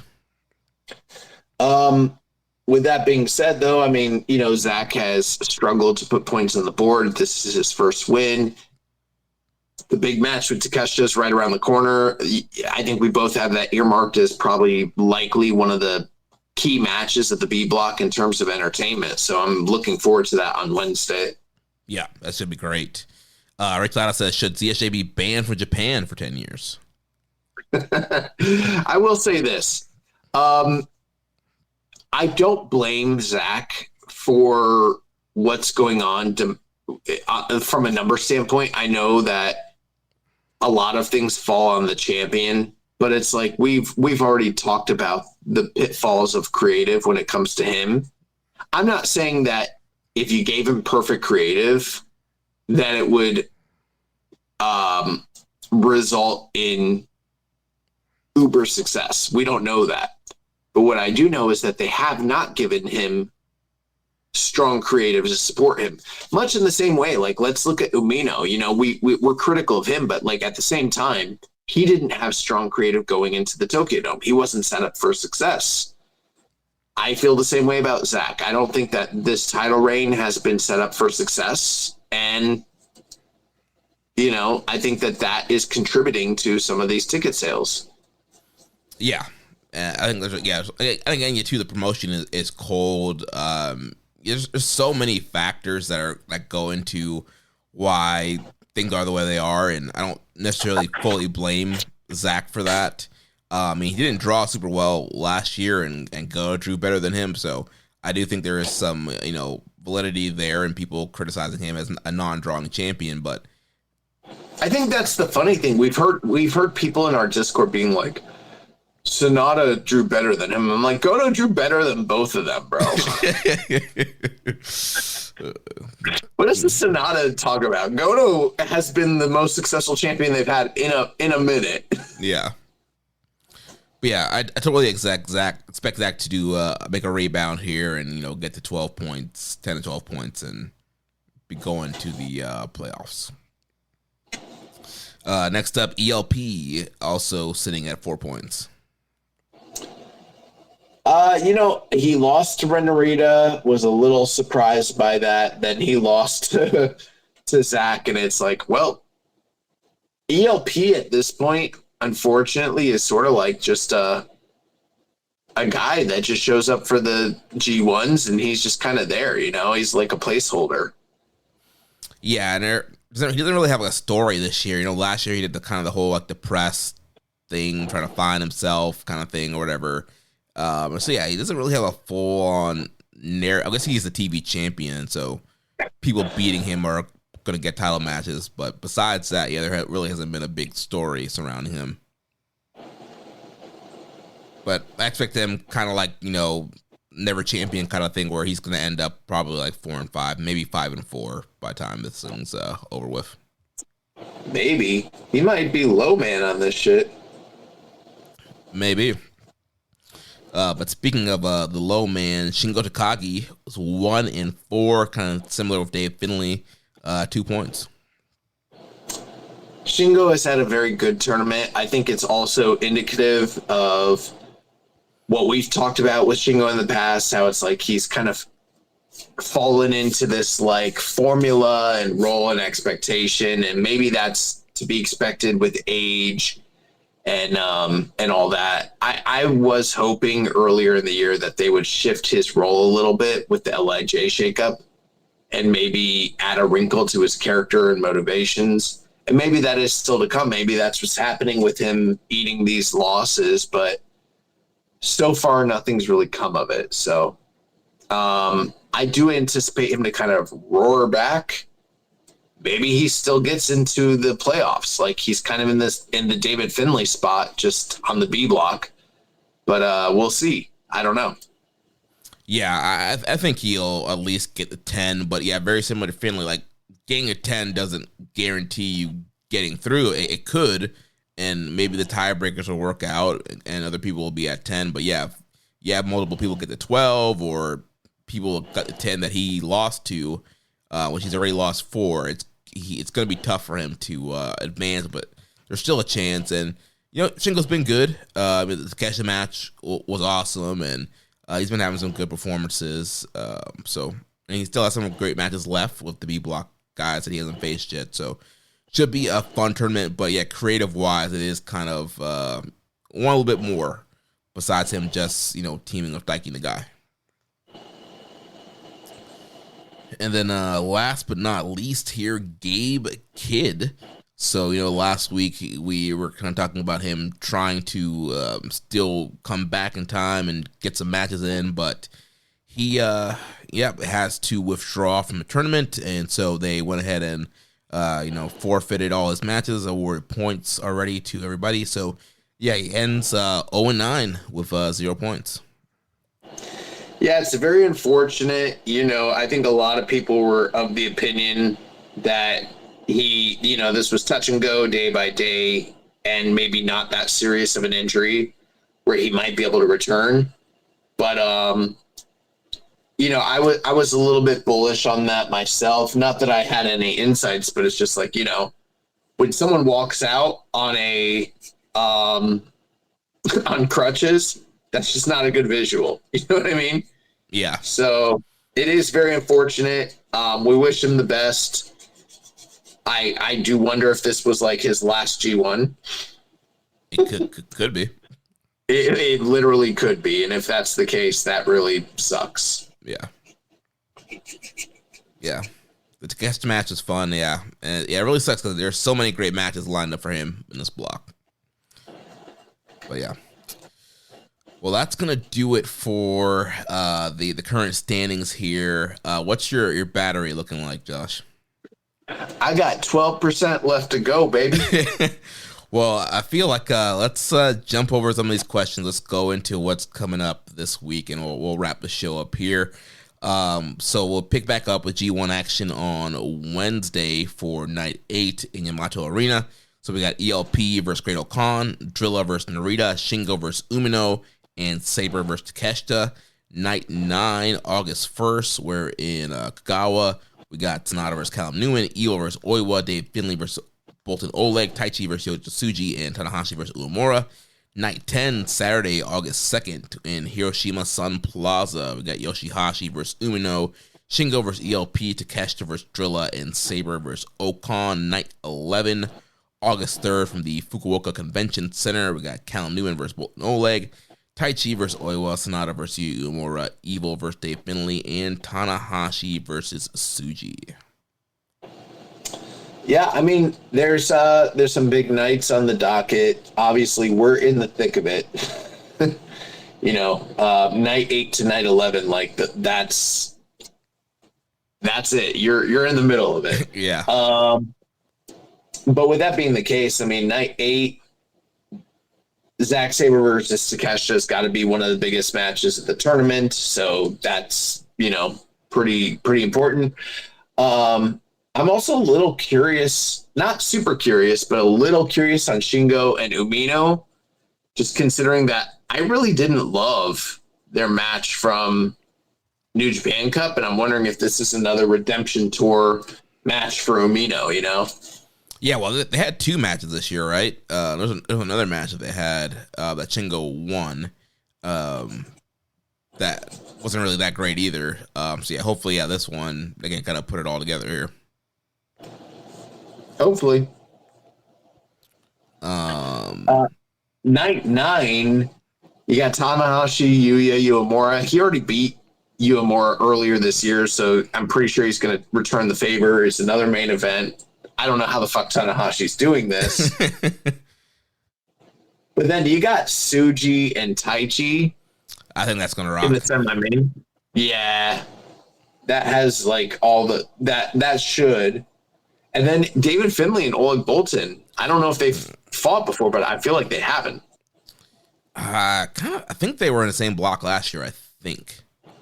Okay, so maybe they have, but it's one guy that is like super muscular and powerful, and another guy who like doesn't look super muscular but is also powerful, and it's like, what are the dynamics of this one going to be? Yeah, that's gonna be a lot of fun. The dad strength versus the muscle strength. That's a better way to put it. Night 10, Takeshita and Drilla should be great. All right, is this what we're gonna do for B Block? Just point out every Takeshita match. Yeah, I mean, ELP Shingo, they had some good matches during the, who's your daddy, KLPW stuff, so maybe that will be good. Okan. No, you're right. To me, honestly, this doesn't look like a great night, but I do think Takeshita and Drilla is like the standout. Yeah. Zack and Okan have had really good matches in the past. They have. It's a good stylistic match for Okan. And Zack is going to pick up that dub, so. Yeah. Drop that man on his head. And then Sunday, one day before we record next week, you got Tanahashi and Tsuji in the main event. Like, what the fuck, Tanahashi, dude? And then Evil David Finlay that's a grudge match. That's a big one. So Sonata, Yuya, Uemura, another Just Five Guys match. Taichi Oiwa, that's a really, and then Callum Oleg Bolton. Every single one of those 5 matches has stakes, story behind it, and significance. That's a good one. Yeah, it should be a fun night. Yeah, like Newman and Bolton were the 2 playing guys last year, the young generation. Taichi and Oiwa, that one doesn't necessarily have a story, but it's just like that one's gonna fucking rock, especially hard hitting. Yeah, plus they both are in love with Zach. That's true, yeah. So there's that. And then Yuya needs to get revenge on Sonata. Finlay needs to get revenge on Evil. And then Tanahashi. Don't be surprised that Tanahashi eats 2 losses back to back this next week. Oh yeah. Like I said, I think he's losing until he gets to Evil. So yep, should be a good week of action there. And then there's just one news item. You want to cover that? Yeah, so the news item essentially is just that they announced for the Takaya Mania Empire 4 on September 3rd, Daiki Nagai will represent New Japan Pro Wrestling and take on Osaka Style Wrestling's Shouta Kofuji, which I don't know much about him. I know he's a young upstart, very green in the industry, but I think people are high on him, so that's something to look out for. That's pretty much. I know we had other questions, but I'm guessing we pretty much covered them all. We're just kind of skipping over them at this point because we're 3 hours and change. Yeah, we're 3 hours over. Your phone battery's about to die. So yeah, if there's anything we can answer next week, we'll push it to next week. And so thank you everybody for being a part of Keeping It Strong Style over the years. Real quick, before we go into the thank yous and everything, I forgot we need to do this. So I got a little shout out from Super J Cast a couple weeks back about the Tanahashi Ace of the Universe series. I will have an episode up this week, by the way, guys. So end of the show, that's out there. But they have a Patreon as well, just like we do. Pay us first, but after you pay us, I know they got a lot of shit going over there. Joel is from Super J Cast is doing daily G1 Climax audio, and I did listen to the most recent episode of Super J Cast where it was solo audio, and it was basically him doing a free version of what he's been doing behind their paywall, and I thought it was pretty insightful. He puts himself over a little bit too much, saying that he's the only one doing this shit. We're out here doing this shit too, but I think he's got great insights. They got good stuff behind the paywall. They got a little deli there if you're into the scoops and the secrets and different shit like that. So, check them out. I think it's like a $5-10 deal. And, I told them I would return the favor and kind of shout them out. But I know that we are at the 400th episode. We want to close. And I know we want to thank everybody for rocking with us. Yes, shout out to everybody who's been with us over these 8 years, 400 episodes. Appreciate the downloads, the streams, the Patreon subscriptions, the merchandise, meeting several of you at events throughout the years. Without you guys, Keeping a Strong Style wouldn't be where it's at today. So really just appreciate all listeners and everybody who has supported the show from day one. Yeah, we really appreciate you guys. We don't say it enough. I know from time to time we'll throw a thank you out there, but any way that you have listened, interacted, supported, or, just been a part of the show, it is very heartfelt. In the past, I've had people, in normies, what are they called in the Muggles? Yeah. Like in Harry Potter. Yeah. Yeah, I've tried to talk to Muggles before, and when they find, I don't ever promote that we have this podcast. And when people, like, for instance, when we were in Texas, some of my family, you met some of my family, Jeremy, and you know, they're reminded that I have the podcast. Like, I'm going to listen to it. And I'm like, you don't go listen to it because you don't watch Japanese professional wrestling. And I've had people ask about, like, what are our future plans with this? How are we going to grow it? And I'm like, yeah, we're always looking to grow. We're always looking to expand. But at the end of the day, it's a niche of a niche of a niche.